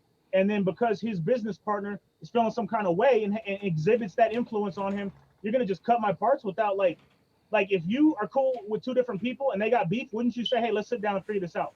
Because we can all move forward. We can all eat. No, he didn't do that. He just cut all my parts and put it out. And at that point, that's when I'm like, okay, this motherfucker is he's not a friend like I thought he was. That's when I started doing the phone call shit, like recording shit, because he just completely abused my trust, hyper abused my trust. Like, wouldn't you be in the same situation? It's like, yo, and then publicly saying something different, and then Dame is publicly saying something different. I'm like in protect myself mode, because he's bigger than me at this point. Back then, when I first met Hops in 2009, I was bigger than him. I was blown up on MySpace. I was there before, like, when he just got out of the Ruthless deal. I was homies like from Hobson during his whole ascension. So it's like, yo, I got your back this whole time, and then with the one time you're supposed to be putting on for me, you fucking cut my parts and put this shit out. Like, fuck you.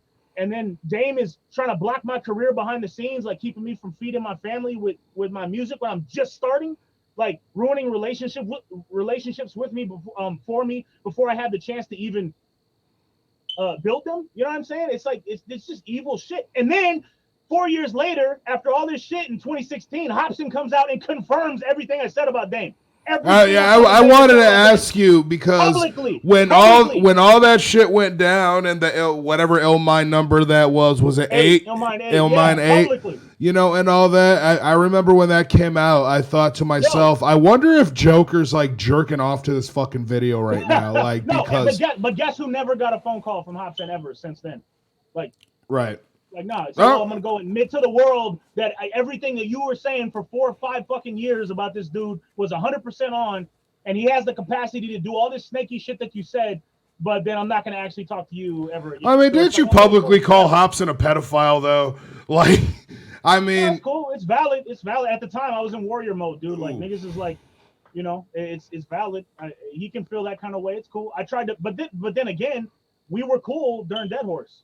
He was in Dead Horse in 2013. This is after Permanent Enemy. No, So, I know, but I'm just saying, yeah. like, at some point, at some point, even if it's But like hey, we're if gonna that's do what he wants to do, that's cool. And right, it is what it is. I'm not begging for anybody's relationship, but I'm just highlighting the fact that I've been keeping it real this whole time to my own detriment, and I get to eat the shit for it. And then I got everyone saying, "Oh, Joker's a bitch. Joker's this. Joker's that. Joker whines all the time. Joker's always dissing and having fallen out with people." But then I'm publicly vindicated, and I don't ever get a phone call. It's like, "Yo, thanks for being real when no one else was being real." Like, that's all. Even if you messaged me that, "Hey man, appreciate you for being authentic," when everyone else was just fucking using me because they thought that they could make a buck off of me. You know what I mean? Like, I'm a real motherfucker. I will die for that shit. Authenticity is like to the core. I'm authentic to the core. That's what I want to be my hallmark. And everyone wants to categorize me and characterize me other ways based on their superficial understanding of my situation. And I'm saying that's valid. I get it from certain perspectives. But at the end of the day, I'm not about to do anything or say anything that I'm not going to stand behind. And if I have a change of heart or I really recognize that I was really wrong, like Dead Horse, I'm going to say it. But so a lot of the shit I'm just not apologizing for. But I've been through a lot of this shit in this whole scene. Like, this is just like what we're talking about right now is just one like tip of the iceberg of right, what's actually went through. You know how crazy shit gets. right, yeah. That's the Yeah. thing. So No, so and there's a thing you did. It was right after the investor thing. It was like a phone call or something with some dude, whoever you work with. I don't know who's in your clique. It was right after the investor shit. You did like it was a video where you were talking to somebody or you're on a phone call with somebody. It's someone you work with, and you're talking about the investor thing, and you were talking about like, if somebody has $5,000, that they can invest, and they'd probably have more if they can meet that minimum, and this, that, and the other. I forgot who you were when I was talking doing the to. fundraising for the shit, yeah. Yeah, This was and this was fundraising for this project, and this was pre-COVID.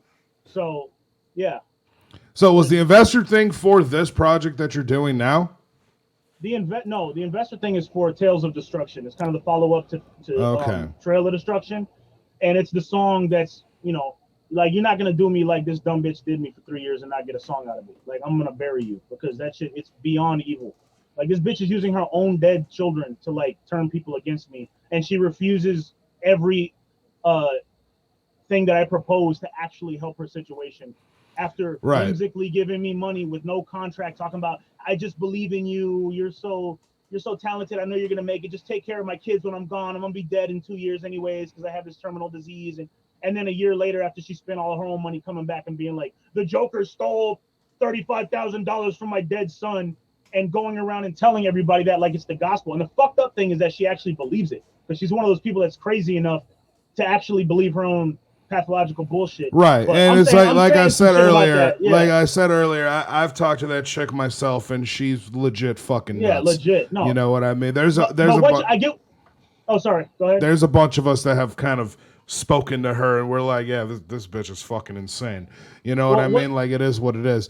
I mean, I can't, But because I to tie wasn't in there what in the you were situation, saying, I can't say who was right and wrong in that situation. But the only thing I can say is she is fucking nuts. yeah. Well, and also there's no contract. Who the fuck gives $20,000 to somebody as an investment, like with no contract, and then later comes and says, "Hey, give me 50% of your income because that money I gave you a year and a half ago was an investment." You know what I mean? That's why the song's called Investor. But the point, to tie in actually with what you were asking earlier. So pre-COVID, I was like, look, the thing that sucks is that YouTube, and you know this because you're on this platform tour. YouTube and all of the social media platforms have now matured and monetized. There's no free lunches anymore. Like, if you want to get your shit out to people, like, everyone wants to get their piece. So you no longer can just like make viral content and then it just blow up independently. Like, all these influencers and shit, they got social media marketing agencies behind them, putting thousands, sometimes hundreds of thousands of dollars behind getting their shit out, making it popular, so on and so forth. And I just recognize, you know, like Strange Music, for example, um, when they put an album out, they spend about $250,000 on the creation and marketing on that album, like just for any other artist, 250. So, and that was as of 2016. So when I'm trying to compete with that, like I have the talent and the ability to create the content that can compete with that. But when I'm trying to compete with that from a marketing perspective, it's very difficult to do that and be competitive without getting just lost in the mix without any kind of marketing money, right? So I got the studio, I can create the actual the music and everything, but a record company would put a bunch of money behind the marketing of it and then collect all the money on the back end, and then you split the difference with the artist. That's essentially what record companies do. Right. But with me being this independent agent, I'm trying to create a surrogate for what a record company would do by having private investors be that role where they give me the money on the front end.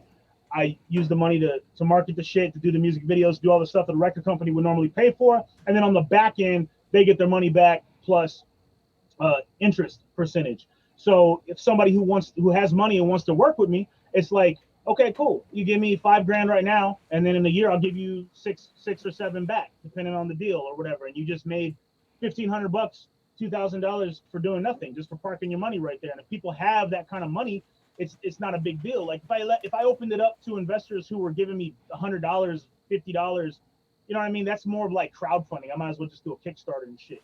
But that becomes complicated. You have a lot of work to do on the back end to like fulfill orders and keep up with everybody, and it's this big headache. And like $5,000 isn't that much money. I mean, it is, but it's not. Like for like when you get older and you have resources and you have savings and shit, it's not that much. So that was a dollar amount that I figured would be a good cutoff to where it's like, if you got $5,000, it's not that big of a deal, and it's a lot simpler to deal with one or two or three people to raise 20 grand than doing a Kickstarter and having to deal with thousands of people and fulfill orders and make incentives and do videos and all this other shit.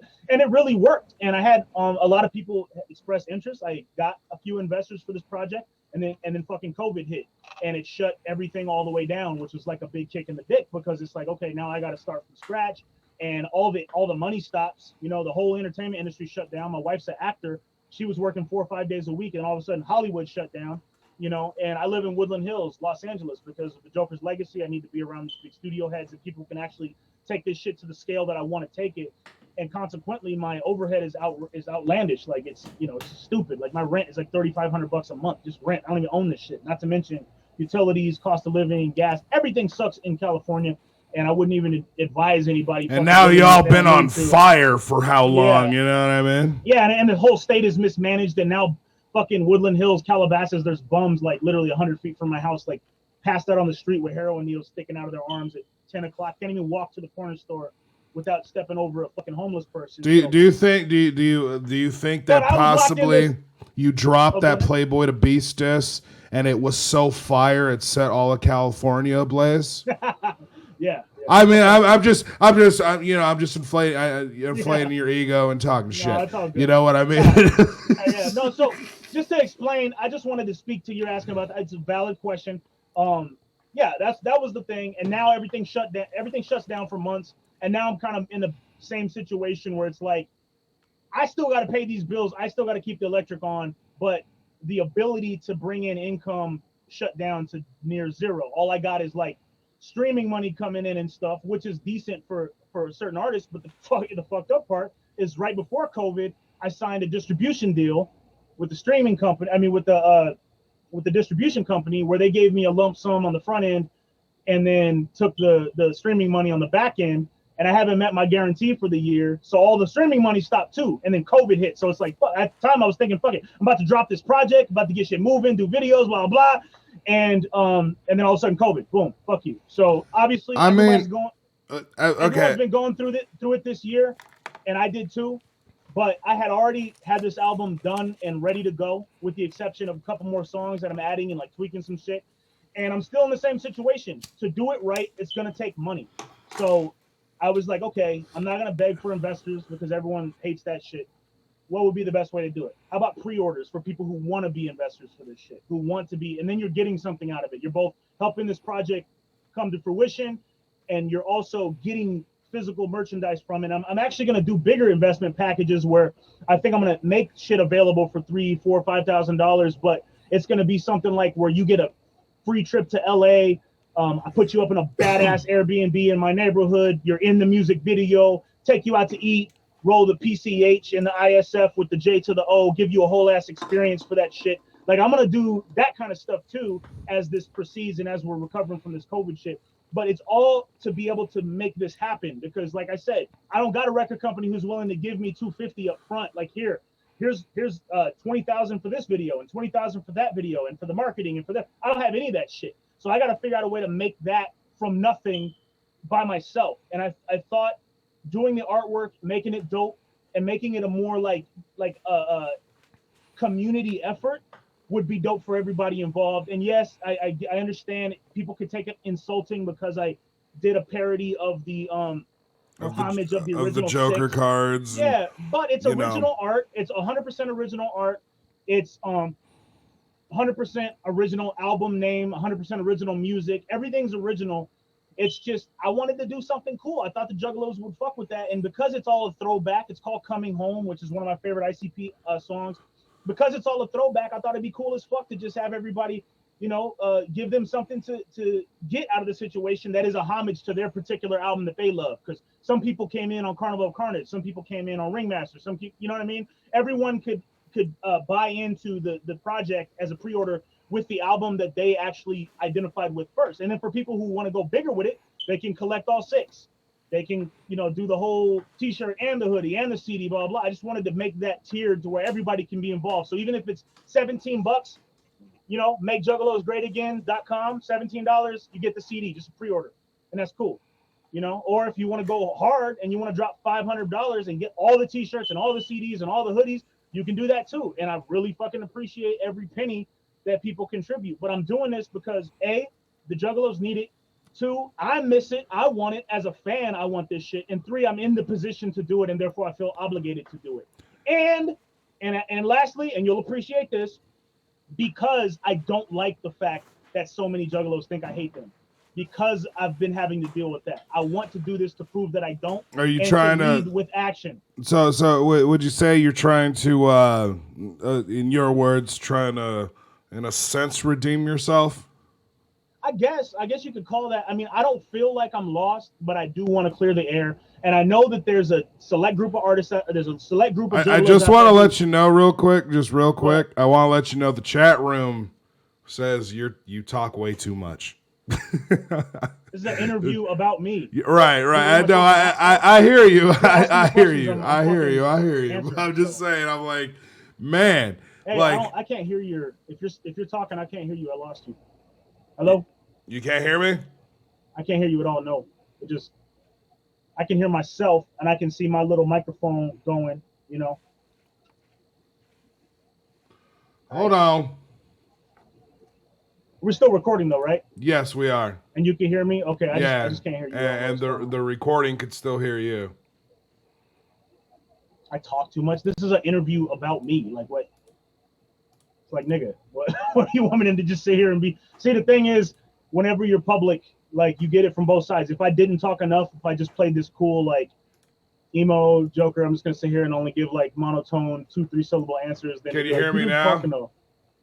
Can't win with these niggas, man. You can't hear me now? Internet, I can take it. Plus, I got a lot I'm trying to get off my chest. This has been eating me up inside. I'm just trying to express myself. Can you hear me now? Yeah, you should be able to hear me now. Yeah. Okay. Did your microphone die or something? I don't know what the fuck happened there. It just stopped reading the microphone. I had to switch to a different mic. There's 3 mics on this system. You know what I mean? Switch to a different mic. That's how we do it around here. But anyway. Okay. I was about to ask you something else. Shit. And you're causing me to lose my fucking, what the fuck else was that? Oh yeah, so the one thing you've been saying too is you've come across as this, like, I'm gonna say that, like, you're gonna basically in a sense save the Juggalo culture in a sense, and that's the perception we all have from it. What is there do you feel that you need to save and that makes you the person to do it? Because on our end, we pretty much feel like it's the shit. We're having a great fucking time. What's happening there? And the second thing I want to ask you is because you've posted about it and I've said things about it. You've responded about it. When I talk about the Juggalo March, you know what I mean. Yeah. Now, obviously, if you saw the videos, that I'm not talking to regular people, I'm talking to the entertainers and all there out the world that say they love us so much, and they gonna get paid from selling records and streams and whatever the fuck from us.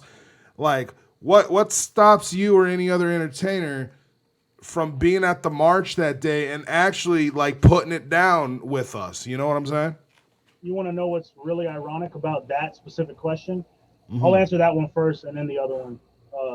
Glasses Malone was scheduled to be at the march and to perform, and he was going there for free, and I was supposed to go with him because he's the homie. And this was 2017. Like in 2016, we had just driven out to or flown out to Strange On my birthday, nonetheless. Oh, God. Yeah. Keep going. So 2017, we're cool, and we're gonna go to the Juggalo March. In that same vein of me trying to squash the beef with Tech, I reached out to Violent J through Glasses, and Glasses had a 30-minute conversation with him about me just trying to get Jay to at least meet with me because Glasses knows how cool I am. He knows that I look up to them. He knows that I love ICP. I'm an old school juggalo. He knows all this shit. Jay won't meet with me. He just shuts him down. And Glasses took that personally. He was like, "Look, yo, you're cool with me, and I've toured with you guys. We're super tight. I'm coming to rep for you guys. Like, why don't you give me the benefit of the doubt and at least talk to this dude? Because I'm co-signing him. Jay wouldn't do it, so Glasses didn't go. So consequently, I didn't go. So I tried to build that bridge before the march even happened. Glasses was scheduled to go. Same thing with Tech, man. Glasses co-signed me with Tech and tried to get Tech to talk to me. Tech did that rock star shit with him. Glasses was like, all right, cool. I won't talk to the dude anymore because Tech.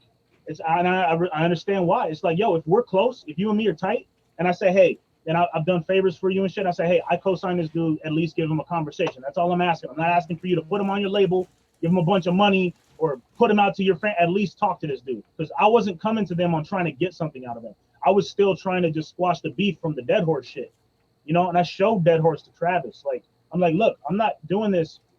Like, yes, I want to squash this beef, and yes, I don't want this out about me that I'm this negative hater, but it was more personal. Like, yo, I just want to squash. I don't want my fucking idol, my musical idol from when I was 13, thinking I'm some juggalo hating asshole. I'm not that guy. It was just a series of events that you only got the negative from. You didn't get the nuance because by the time it gets up that ladder, they only hear, oh, fuck Jokerr. Like, they don't hear all the nuance. They're not going to take their time out of their day and go through and watch all the videos and listen to the Fago Lovers interview where I'm explaining myself for 45 minutes about how I don't hate juggalos and blah, blah, blah. They're not going to do all that shit. They're just going to hear, oh, this guy's talking bad about the culture. Fuck this guy. Glasses tried to squash that beef with me and Jay. Jay wouldn't get on the phone with me. And Glasses took it personal and he just didn't go to the march. So, yeah, crazy, right? I mean, the big problem I have with a lot of that, because people have have said when it comes to even other artists and stuff, oh, they were invited and then like they got pulled off the bill or this happened and there was beef. Yeah. I think a lot of people don't seem to understand that it wasn't about beefs. It was about repping. Like, the world was watching us that day, and like it wasn't about beefs. You know what I mean? I've said to so many fucking artists, like, could you have not been a celebrity for a day? Could you have not? Could you have just been like there with us? Yeah, but it's not. But in that case, it's not about. But in that case, it's not about celebrity or any of that shit. It's about the fact that it's not easy to fly from Los Angeles to Washington, D.C. and take multiple days and multiple hundreds, possibly thousands of dollars out of your own money to make something like that happen. And you're not going to do that for someone who's not going to give you the respect enough to just talk to somebody on your behalf. All he asked for was a phone. But that's the thing. It wasn't for them. It was for the culture in itself. It was us. It was all of us. ICP spoke about it, but there was a bunch of people that spoke at that march. My wife is one of them. You know what I'm saying? But, when you have these personal And there You are can't escape people. personal relationships, though, man. Like, I you can't. understand that, but also understand there are many people that were at that march that don't have as much money or influence or anything, than a lot of these artists and stuff. And especially if you're one of those artists, and understand if you're one of those artists that makes music, and especially when you diss people and you tell people you're jealous because you don't have what I have. I was already in the studio getting paid while my nigga Pennywise was running them keys, and talking about all that. And they say, oh man, I'm not going to, like, what it sounds like to me and what it sounds like to a lot of people is I didn't go to the march because I wasn't going to get anything out of it. You know what I mean? And that's where it becomes an issue with a lot of people. If you say, like, if I love something, if I love a culture, if I love a person, it ain't about me getting something out of it if I go do something. It's about I got that much love for something that I go, just like how you love music, you love the art, and you want to help put people on, so you bring people in, invest time and money into them, you know what I mean, to help them. It's the same shit with an entire culture. You know what I mean? And as far as I'm concerned, and a lot of people are concerned, like if it becomes an issue where, well, I was mad at Violent J, or someone was mad at Shaggy, someone was mad at fucking J Web or whatever, so they didn't go to the march. It's like, oh, so if it's personally not beneficial to you personally, like what the fuck, you know what I mean? Imagine your boy is getting jumped and you just stand there and watch it on the sidelines because you're afraid of getting arrested. You know what I mean? Or do you jump in and go back to back with your boy and just start like fucking slapping, bro? Like what do you do? And so to me and to a lot of people, that day was a day for all of you guys that in your music, in your art, in your marketing, everything, when you say I got so much love for this culture, that was the day to nut up or shut up. You know what I'm saying? And I hold by that. And I've said like I don't have personal beef with Tech, and Tech has been nothing but nice to me. And I've publicly told Tech, you didn't go to the march, stop saying suck my dick on the Juggalo love shit. Fuck out of here, bro. Like I've publicly said this to people I like, people I'm cool with. You know what I mean? That are artists. It is what it is. You know what I'm saying? Like it's just how if we're coming from a place of being authentic, you know what I mean? That's my authentic. Yeah, that's my authenticity. I get what you're getting at, but I think you're being uncharitable in how you're characterizing it, because it's not just the isolated march being organized by this abstract amalgamation of juggalos in general. It's an actual event being organized and figureheaded by ICP, who are actual people who are actually requesting people to come be a part of it. And you can't just do the taxi cab fallacy of being like, well, you should be thinking about the juggalos and you should put your pride aside and just go anyways, even though Violent J is being a dick to you. That's called the taxi cab fallacy, because you're not stopping logically. You're stopping where you want to stop, not where you logically could take the shit. Because if you take it a step back, I could go, okay, well, then if it was so important for the culture, why didn't Violent J swallow his pride and all these private little beefs that he had with Twisted and Glasses and all these other people, just to make sure that everything goes right? He didn't do that. He could have very easily got on the phone with me and we would have been there. So it's Isn't like, that fake? Don't isolatedly criticize us individually and not point it at the person who's running the whole shit, who could choose how he interacts with the people who he's asking to come be a part of this shit. I mean, there are people that were playing the Juggalo March that fucking hate my guts, bro. You're not ICP. I know I'm not ICP, but what You're not I'm the saying, figurehead running the whole organization. I'm that not. Wouldn't have happened. But what I'm ICP saying is there are people. Shit. There are people that were there that are part of the thing. Like, so for instance, I know J Web does not like me at all.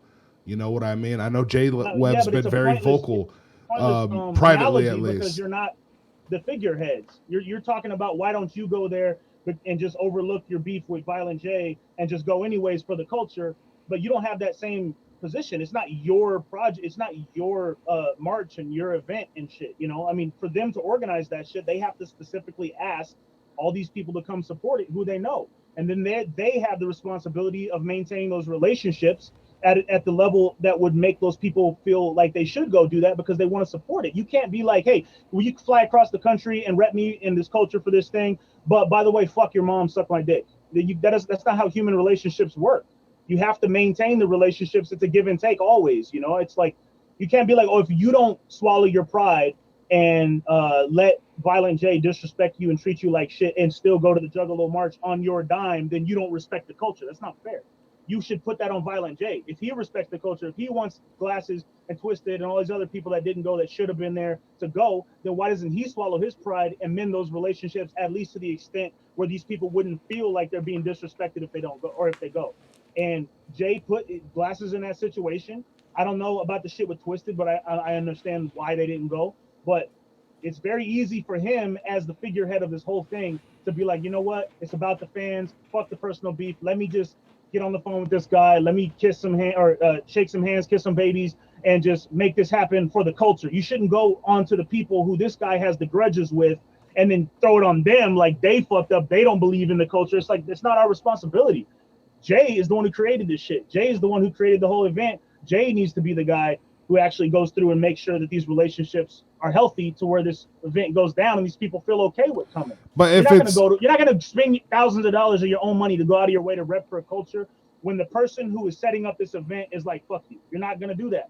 Like, but isn't that what you're doing? Isn't that what you're doing with this whole? Isn't that what you're doing now with this whole project? Doing what? Repping for the culture. Like this whole project, this whole thing that has caused your controversy for the last couple weeks. There's nothing wrong repping for the culture. But that's what I'm saying. It's like you're like, Violent J said, fuck you, so I didn't go do the march, or I didn't even show up at the march. It was Glasses. Well, okay, Violent J said, fuck you, so Glasses decided not to go, so I didn't go. He didn't say fuck you. He just wouldn't give them respect of the simple request of like talking with me. So right, like, all right, right. No, I understand that, but aren't you like? I mean, still at some point, like. I assume Psychopathic is still not contacting you, right? No, I've never talked. Yeah, to so I mean that being, but I didn't before that either. I was actively trying to talk to them. So that being the case, this Juggalo, the Juggalo love and the homage and the ode to everything is still repping the culture in the same fashion as the way you're putting it, but you're still not getting the conversation. What I'm saying is, it's like the march is like, oh well, they won't meet with me, this, that, and the other, so I shouldn't have to be the one that goes and reps for the culture. That's not my responsibility. But sure as fuck seems like you're taking up the responsibility now. You know what I'm saying? Like, what's wrong with that? That's what I'm saying. It was like it seems like again you can't pick and choose. Like you can't be like, if you didn't do this one single thing, you don't rep for the culture and you're not allowed to ever do anything for the culture ever again because you didn't do that one thing. Therefore, we're not going to respect you, even though the extenuating circumstances of that one thing were such that A, I didn't have any control over that because Glasses was my contact with them, and B is something that Violent J himself could have squashed with a fucking 5-minute phone call with me, and I would have been there, and Glasses would have been there, and who knows how many other people would have been there if he wasn't taking the initiative to make sure these relationships were healthy enough to get these people there. It's not easy to drop it, especially when you're living in LA, and especially when you have a music career. It's not easy to drop what you're doing for 2 to 3 days and fly across the country to do an event. That's not easy. That takes logistics. And if I leave for 2 or 3 days from my house, like that's like me losing. I won't pay bills because of missing those days because I need to be here doing this work. And it's the same thing for everybody in the entertainment industry. This isn't a leisurely pastime like where people are doing it for the kicks. Like all of us, this is our full-time job. Glasses, Twisted, they got schedules, they got obligations, they got shit. So when you're asking them to come and rep for the culture at an event and put all this energy and time and money, you have to maintain those relationships. And if you don't, and if you do something that pisses them off and they don't show up, that's on you. It's not on me. It's not on Glasses. It's on Jay.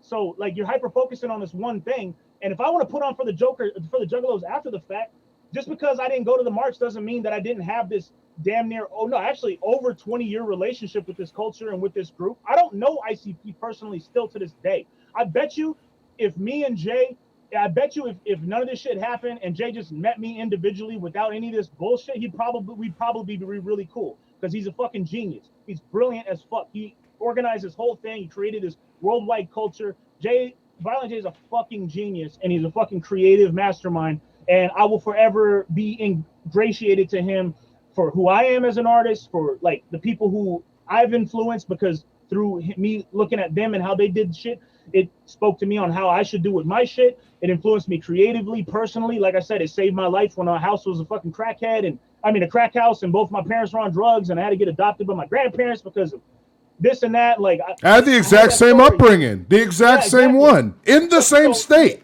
Exactly. So, like, just because this one isolated incident didn't go right doesn't mean that I can't therefore pay homage to the culture, because that doesn't make that all go away. But like, you're hyper focusing on this one thing, and it's like, dude, there's logistics involved. There's relationships that need to be maintained. I'm sure Jay probably would be like, you know what, maybe I need to just let some shit go and stop being petty over some shit. Maybe he's having those conversations with himself, but it's on him because it's his event, you know. So I want to ask you something else too. I always just want this perspective. So with you say, you know, like when you were talking about the whole, you know, this is what you're gonna saving the culture thing, where the whole saving the culture thing and doing this. Like, would you agree that, like, if as you're saying that and stuff, you would say like you feel like a certain amount of pressure on you because you've been a juggalo for all these years, and because you're a super talent and all this other stuff, that you can do all of this, that you feel a certain amount of pressure on you to come correct, right? Oh, hell yeah. And would you say, like, ever since I dropped Juggalo song, I've had hyper anxiety, because it's one thing to conceptualize something in your mind, it's another thing to actually execute it. And it's like, now I got motherfuckers sending me messages over and over again every single day on all my social media platforms. Man, that speech, man, thank you for doing this. We need somebody to say that. I'm so happy you're doing that. That's a lot of pressure for me. Now, would you, and performance anxiety, like you kind of answered my follow-up question, is would you say that has an effect on your mental health? Absolutely. And when it, and then everything else you've been through in the music industry and stuff since you've been involved, that, like, you know, it creates huge trust issues and all this other shit, right? Well, trust issues with who? Just in general. Like, I mean, it doesn't create any trust issues with me. No, I mean in general, like, you may have, you may be more reserved than you used to be when it comes to artists and talent. You know what I'm saying? Every time, like, I'm a whole different person than I was 5-10 years ago. Like, I'm so let me ask you this question. How do you think Violent J, who's been in the Juggalo world the longest and has had this experience? I was there before he was. Not right, but what I'm saying is, and has had more of those distrustful experiences, and then everything he was going through on the personal level with Twisted and all that, and also waking up every day knowing that this entire culture rests on his shoulders. Absolutely. That's why I feel like we'd be friends if he would give me the time of day, because like when I hear him talk about how Tech9 did and various other people have did in the falling outs they've had, I fucking resonate with that shit to my soul, you know. But it's an interesting perspective when you're going from fan to peer. And you go through things and you learn things that the artists you look up to knew the whole time that you didn't, and you go through all these situations where you're like, okay, cool. It's like almost going from being a young boy to a man and looking at the choices that your parents made or the people who you raised you made. You have a different perspective on the choices they made when you were 10 versus when you're 25 or 30. Because you have so many more experiences that were alien to you when you were going through that. You know, when I was looking up to ICP and Twisted and all them shit, like, I had a whole different perspective of how things should be, or how I think this should go, or they should act, or whatever.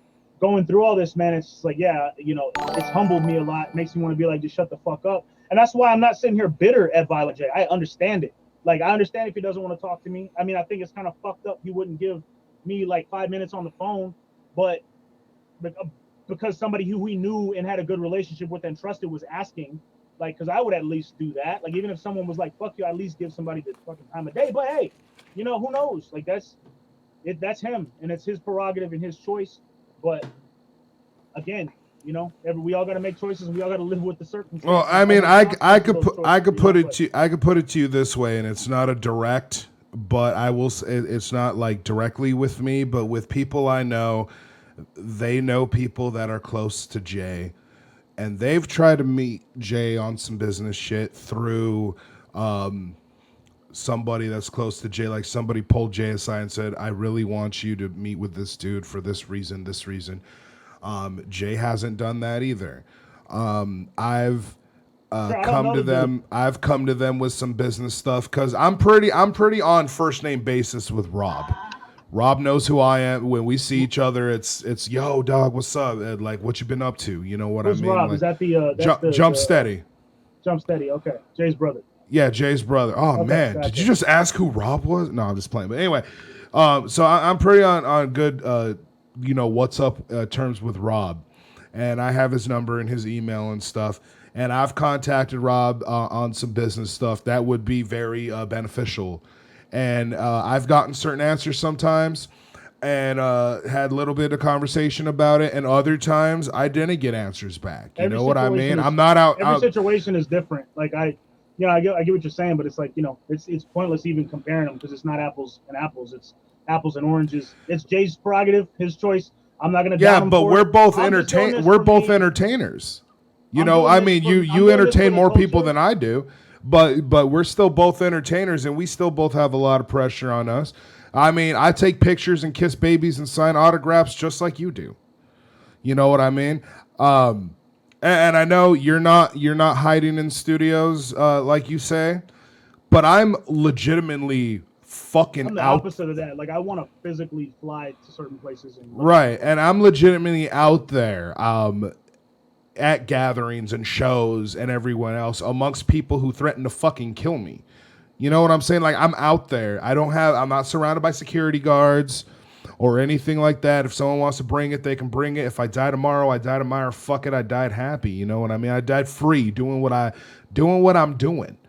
You know what I'm saying? And even doing all that, Ain't nobody doing shit, dude. Nobody does shit. They always say shit, but they the don't do shit. most I've had happen Because the was people who I got actually would swung do on shit, once.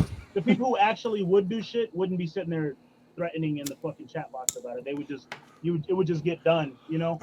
But yeah, I mean, I don't even want to talk about Jay or his psychology or anything like that because I don't know him personally and it's his choice. I'm doing this for the culture and as a homage to him, removed from the personal relationship. Like I just want to here. This is you've inspired this, and I want to do you proud by doing this. And I can understand if some people are insulted by it. That's cool. But either way, it's coming from a real place. It's coming from an old school juggalo, and I want everybody to, if they can, get behind this so that I can do it justice. Because at the end of the day, especially coming out of COVID, promotion, marketing, music videos, all that shit costs money. And the more people contribute to this, the more I can do for this project and put on in a way that I think everybody will be proud of. And I didn't want to just say this and try to sell it on the front end. I out of pocket uh the promotion and marketing and all the shit for the Juggalo song video. I wanted to show, look, I'm really doing this shit for you guys. I really was in Watts and Compton and Bellflower and really was in Lowriders talking about Juggalos and repping for people and putting it on in a way that's like sexy and dope, not in the way the media tries to portray us as like trashy and shitty and like I outcast and mean, that misfits was who all kind of works at back Tom of the then. Bay. That was kind of back then, though. And even going back to the march, I think ever since the march, we've been actually portrayed in a really positive light, especially in the media and shit. I mean, I don't know if you ever read the report, but the police department of DC stated that the Juggalo March was by far the most peaceful, well organized march they've seen in the last 50 years. That's dope. I mean, And shit, Juggalos juggalos did are real that. You people. know what I'm saying? Yeah, juggalos are real people. I'm just telling you what I was doing. Like You I don't. can you can I'm catch. just doing. I'm just putting on for a way that I would want to see juggalos represented as, and that's what I did with Juggalo song. I'm not trying to say that no one ever portrays them well or any of that shit. I'm speaking for me and my intentions, and that's why I came on the show. I wasn't. I'm not here to like debate. I The whole got you. culture. You know what I mean? Like all I'm I doing is got speaking you. from my perspective and what I'm doing with this shit, and I'm showing everybody that I'm not hiding, and I'm not. This isn't a fucking joke to me, and I'm not sitting here trying to use people or this or that. Like if I was trying to, like I said in that post that you were criticizing, if I was trying to use juggalos, I'd have been whoop whoop whoop juggalo the whole time. But I did the opposite. I was like, no, like everyone kisses your ass. Let me fucking carve my own path and just like be a joker, be a jester, and call out the bullshit of the scene and take the fuck Juggalo or fuck the Joker for years and shit. Like, how many fans did I turn away doing all that? You know what I mean? So I it's just like, want to I let ate you shit. know. I want to let you know really quick. Your homie Playboy the Beast is in the chat. Like legit, his actual account is in the You mean chat. Pussy the Bitch? Oh, Pussy the Bitch. He Okay, doesn't cool. like me either. He wants to kill me. You know what I mean? He's Yeah, said but it many he never times. will. He never will, because he'll never leave his little fucking back. He is a nigga who chills in the fucking backwoods of Iowa and Colorado and says all this shit, but won't ever do anything. It's like he wants to set up a fucking. He's talking about, hey, let's set up a cage match between me and the Joker and shit. But you want to block me on Facebook, like, nigga, you won't talk to me as a man, but you want to fight me like for publicity. Shut the fuck up, dude. Like, and that's what was hilarious is like he likes to rep all these gangs and all this Watts, Compton, fucking Pyru shit in his videos and dangle rags and shit. And it's like, I'm actually friends with all these people. Like, I literally do this shit. You Like, want to shut the know fuck some up. fucking bullshit on my end, Joker? You, Playboy, and Gmo are people I fucked with so heavy, on the back end. And Gmo's a real motherfucker. all three of you Gmo's have came at me very well. Okay, Playboy and Gmo have came at me extremely sideways. And I know you don't want to get involved, and then you've came at me, and it's like, goddamn, bro, like, man, I came at you because of what you were saying. In I that know video. you came at me because I was saying about you, but again, that was a response. That wasn't a like I'm gonna just. I never said anything negative about Playboy, and he came at me sideways. I actually gave Gmo so much props, and he came at me sideways. It hurts my heart, Joker. It hurts my heart. I can say Gmo is the dude. I will never say a negative word about that guy. He's a solid, super hyper solid motherfucker. Playboy, not so much. But I also don't want to make this whole interview about talking shit about people. I know. I'm just under the bridge. It's like it's not a shit talking. I'm just saying this whole move. Let's just be positive. Let's just make it about keeping it real and about the culture and about the music and stuff, man. Motherfuckers like Pussy the Bitch, they just want to make it negative. Like, let's just he wants to be all about the Satanist shit and let's talk a bunch of shit and then block people. And like, I try to be cool with him too. Like, same situation. I was like, yo, let's do a collab. Like, we have done features in the past together and shit. And then when all the bullshit happens, he blocks me and then starts talking shit about me. It's like, dude, whatever, man. You want to do little boy, little kid shit, and you can do little boy, little kid shit. I'm going to do grown man shit. I'm going to keep it real with everybody around me. I'm going to treat people how I want to be treated. And I want to make some dope fucking music. And I want to try to do my best. And I'm not saying I'm fucking Juggalo Jesus. I'm going to do my best to pay homage to the fucking culture and to the music and to ICP and to everything that we all love through this positive movement of dope music. You know what I mean? That's it. I don't fuck the negativity, and I understand that that's part of your, provocateur, kind of contrarian persona, which I respect. Oh, I think out of anybody, Joker, you would understand the guy who talks the shit that nobody wants to talk. That's on everybody's mind. I mean, isn't that what the Joker is? You know what I'm saying? Like, I haven't listened. It is, but I have, and you are a Joker in a way too. But I haven't listened enough of your shit to have even an opinion about that. Like, I heard what you were saying about me, and I'm like, fuck this. Like, I'm gonna go on his show because you were saying like, yeah, he'll never come unless he controls everything. It's like, no, I'm confrontational as fuck. I have no problem with talking to somebody in their face like a man. Like, let's work it out. And the problem is other people aren't. They block me and they avoid and they go and talk shit when I'm not there. It's like, I just want to make this movement positive, man. I want to make this shit like magical, dope, exciting. And if you guys have been watching this and you don't, I've dropped it like 3 fucking million times throughout here. But MakeJuggalosGreatAgain.com is where the Juggalo Make Juggalos Great Again speeches. I have your video. I have your video in the description also. So you know what I'm saying? And the last 3, this one and the last 2, the show and then the video that I did on you, your shit's been in the description the whole time. I haven't changed the description because you're the subject. Appreciate that. I really do. And also, Juggalo Song, the actual first single, is on my YouTube channel and on World Star Hip Hop's YouTube channel. It's done really well. It's already got 120 or 30,000 views between the 2 platforms already, which is awesome.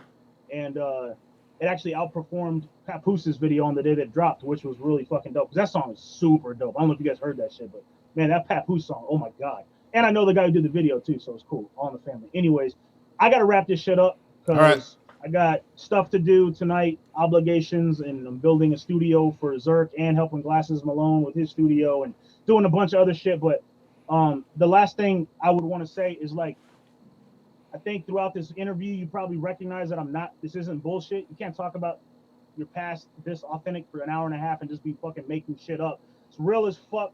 if you feel so inclined to be a part of this movement, I would really fucking appreciate it.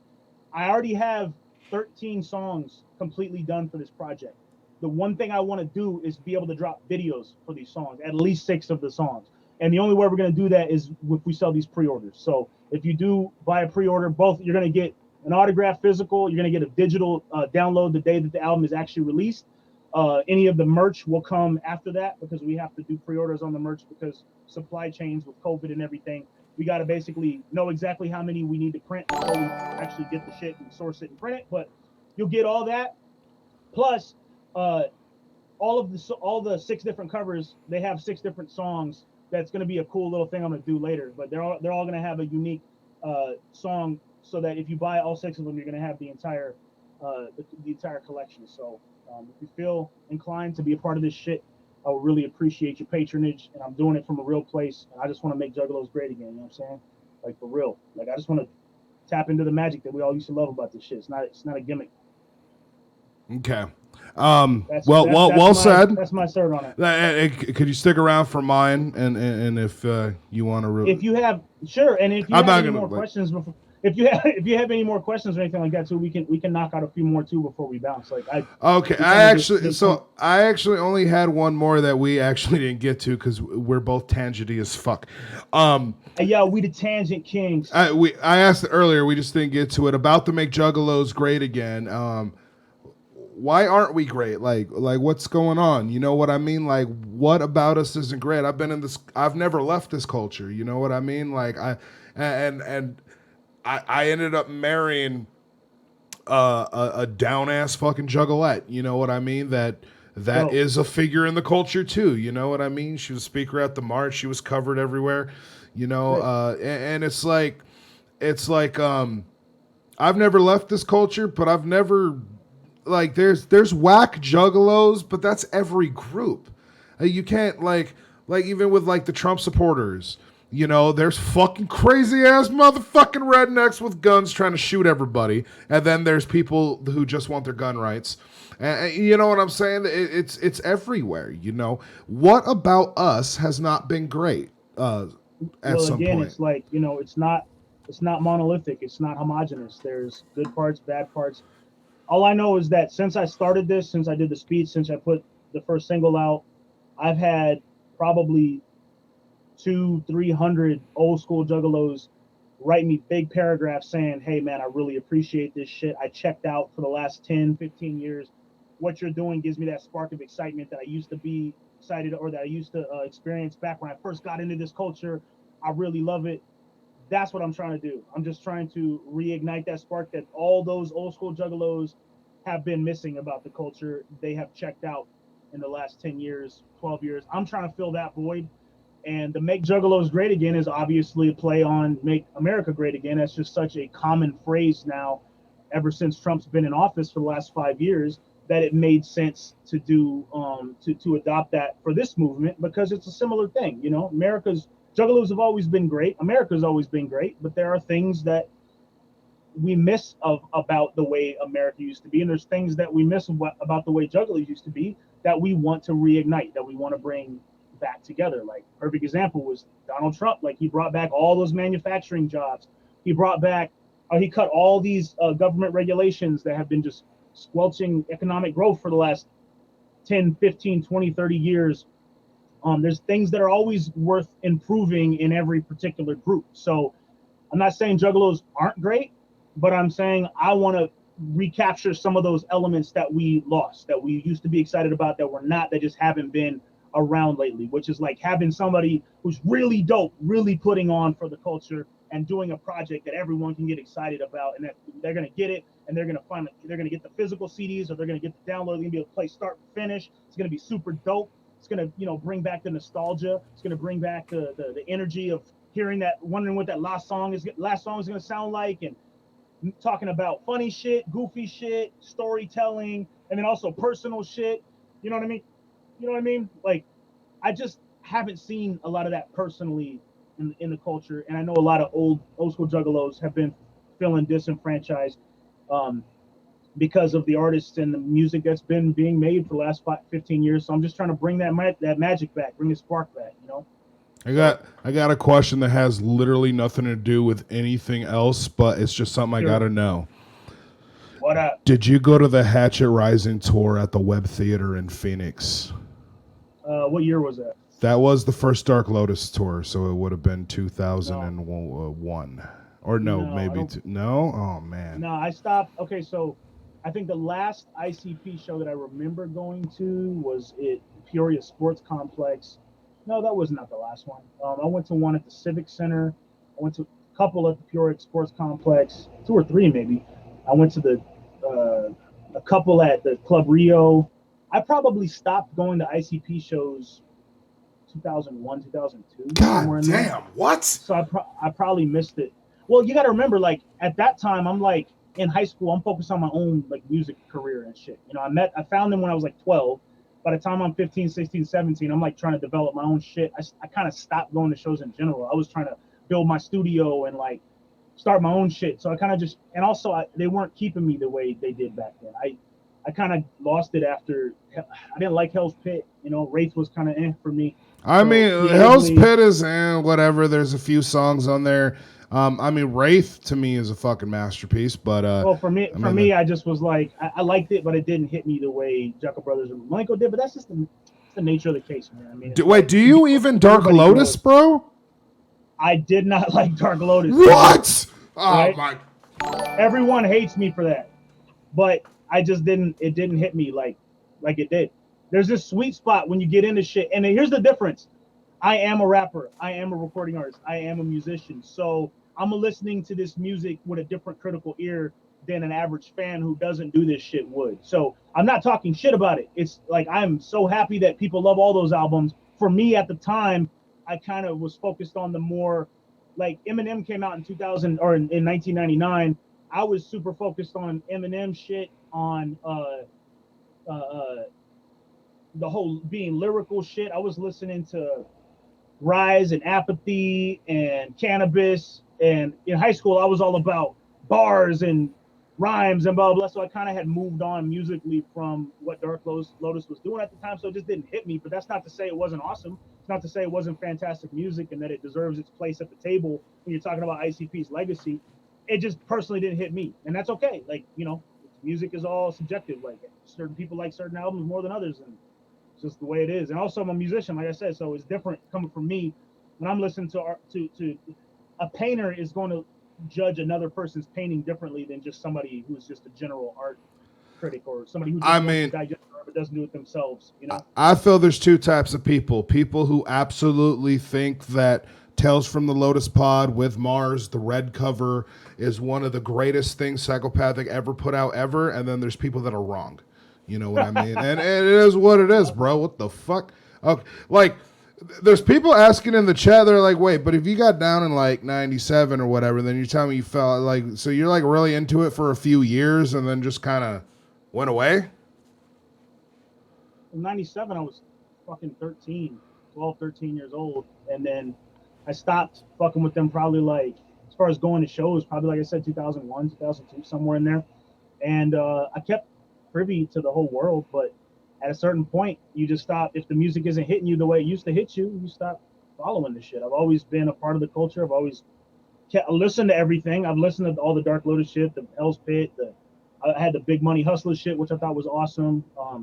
But it just didn't. It wasn't an album that hit me where I'm gonna listen to it and I'm gonna fucking play it a million times. And, you know what I'm saying? Like I kept privy to it, but you can't sit there and be like, oh, you're not a real fan because you didn't buy everything and follow everything and love everything they did for the last 20 years. It's like, no, I'm a musician. I'm a recording artist. Like, I'm not going to digest music that I don't like. And I didn't like a lot of the shit that they were doing for those past that point.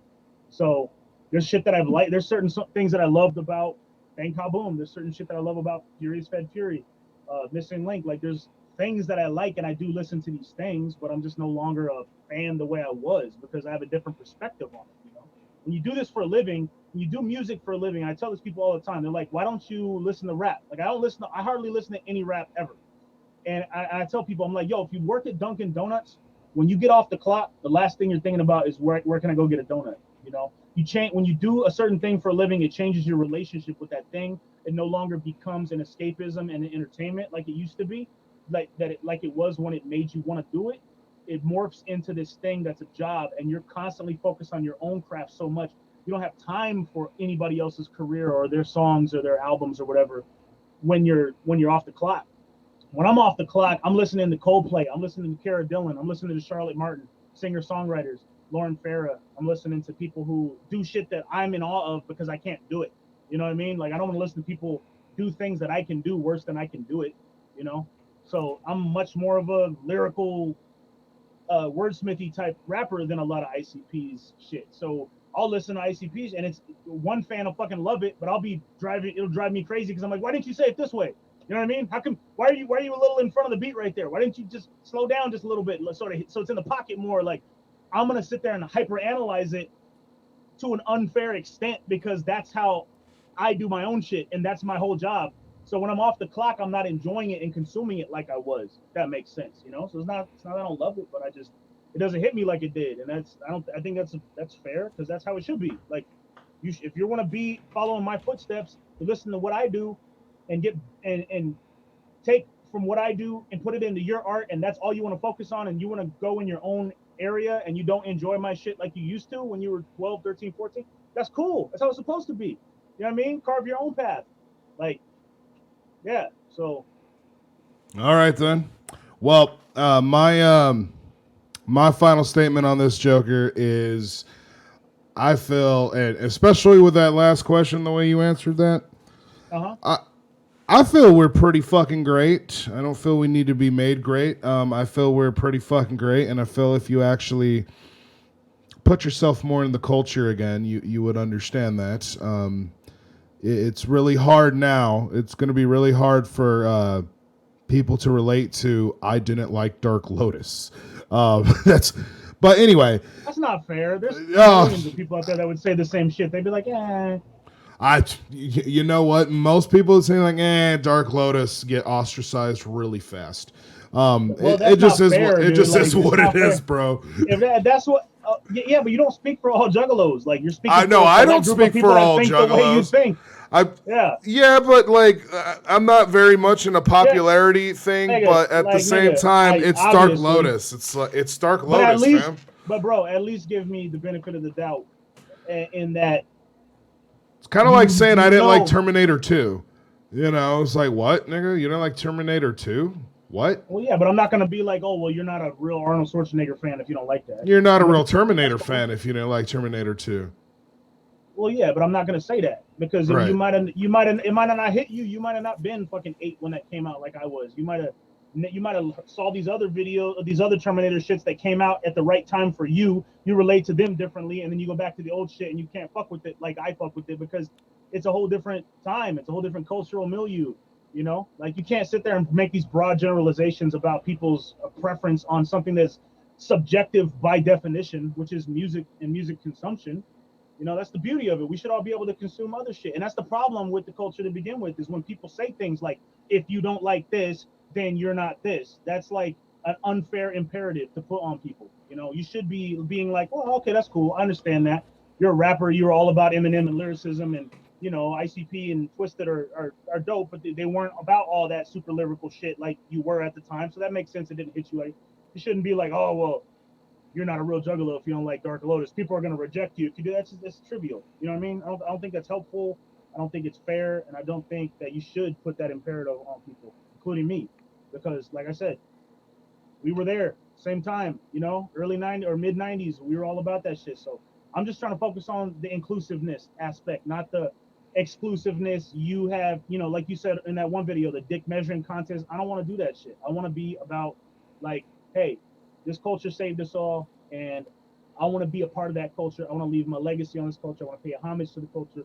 I want to make sure everybody's like has something that they can connect with right now that captures a lot of what us old school juggalos miss about the old days. That's really the only reason why I'm doing this shit. You know what I mean? So I got you. Hopefully, at least if you don't agree with me, at least you know I'm genuine about this shit. I'm not just sitting here making this shit up. If you could at least give me that, you know what I mean? Like, I'm giving you just that. a little concession, you know, and if I could get your blessing at least on what I'm trying to do, insofar as at least you're not just fucking talking shit about it and cutting it down, and maybe you and me can have a better relationship going forward now that we've had this discussion, I would be happy enough. You don't gotta be, you know, kissing my ass or like fucking promoting me or any of this movement. You don't gotta do any of that shit. But if I could at least be like, all right, well, I respect you after this conversation. I believe you're genuine, and let's continue building into the future. And I'm not gonna sit here and be like, yeah, fuck the Joker. He's on some bullshit. And I mean, listen, I was actually turning that corner of the, you know what, I respect this dude. And then you said the Dark Lotus thing, though, dog. Like, this nigga won't let it go. No one's going to let that go, bro. Do you know how many memes are about to come out like the Joker says he doesn't like Dark Lotus? None. Like, you I just challenged the... All right. I didn't say I hate Dark Lotus. I said it didn't hit me the way that Malenko and the rest of the shit did. I was in the middle of like, I'm fucking 17, 16. I want to be the master of lyricism. And you know that 100-bar song of mine? That shit came out when I was 18. I recorded that I was 18 years old. Like, I was all about, hey, yo, whack rappers yearn to be me, but they lack factors with the haphazard verses and speech and the cast backwards. Hurting for beats, so they hack Napster. Come up with clever choruses and drop covers on aftermath masters. Back in the black, I was all about that shit.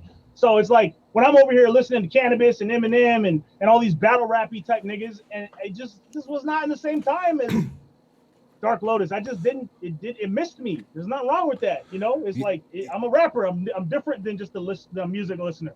I got you. You know what I mean? I'm not talking shit about Dark Lotus. I'm not on the dick of it like other people are. I mean, you know? that's an amazing dick to be on, though.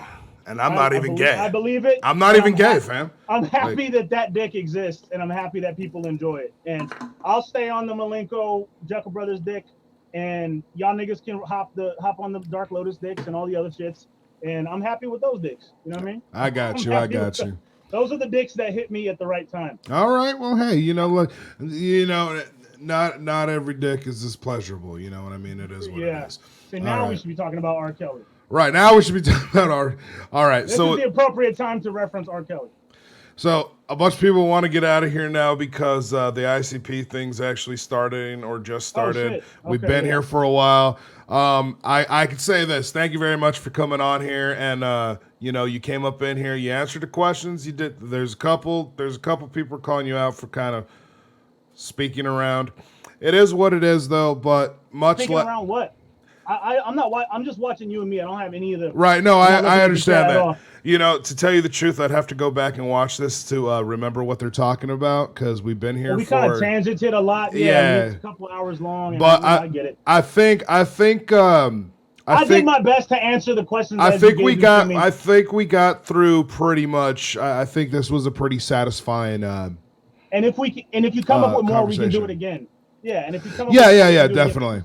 This was unscripted. We didn't have like a perfect little checklist of all these questions and shit. And also, like you said, we both talk a lot and tangent and all this other shit. It's like, this is long form, free form interview style. This isn't like, debate, like fucking military. I don't like scripted. I don't like scripted interviews. Exactly. I don't like scripted debates. I like, come on here and let's have a conversation with each other, and a bunch of people are going to watch the conversation. And bunch of people are mad because I'm talking to you first, because I had like 90 motherfuckers ask me for interviews, but I didn't want to go on the interviews where everybody. Well, you tell them all to suck dick because CPN starts with a C. And you know what else starts? You know what else starts with a C? Clout. Okay, and and I am in fact the clout god. All right. Well, I'm still gonna do the other press because they have different audiences and everything. But I was just saying, like, I wanted to come out with like, I'm gonna go with someone who's hostile towards me, not with someone who's like, oh man, I love what you're doing for the culture and everything you do is awesome. I would much rather talk to the dude who's like, fuck this guy, it's bullshit. Because then you're gonna give me a real interaction. You're gonna push me on things like you have been. You know what I mean? You're gonna give me actual tough questions and make me answer shit, and that's what I want. Like I said, I am confrontational. I'm not afraid of confrontation at all. I enjoy it, in fact. And this has been a great opportunity to explain myself and talk through a lot of things. And I appreciate your sincerity as an old school juggalo, and also Arizona native, and Desert Rats up in this Desert bitch. Rats, yeah. And, do you follow football, Joker? I don't follow shit. Cardinals are killing it, fam. Top of division. Really? Top of the division right now. Dope, man. These motherfuckers never get over the finish line. But that Steelers shit a few years ago, oh god, that killed me. Yeah, we almost won. That fucking interception. That goddamn interception. A fucking lineman ran 100 yards. Like, what the hell? Yep. What the hell? Anyways, all right. Well, I'm about to get off this bitch. Got to handle this stuff, and I appreciate you guys. Love you guys who were watching this. Sorry if I was talking a lot, but got a lot of shit to say, and yeah, hopefully you'll be part of the movement.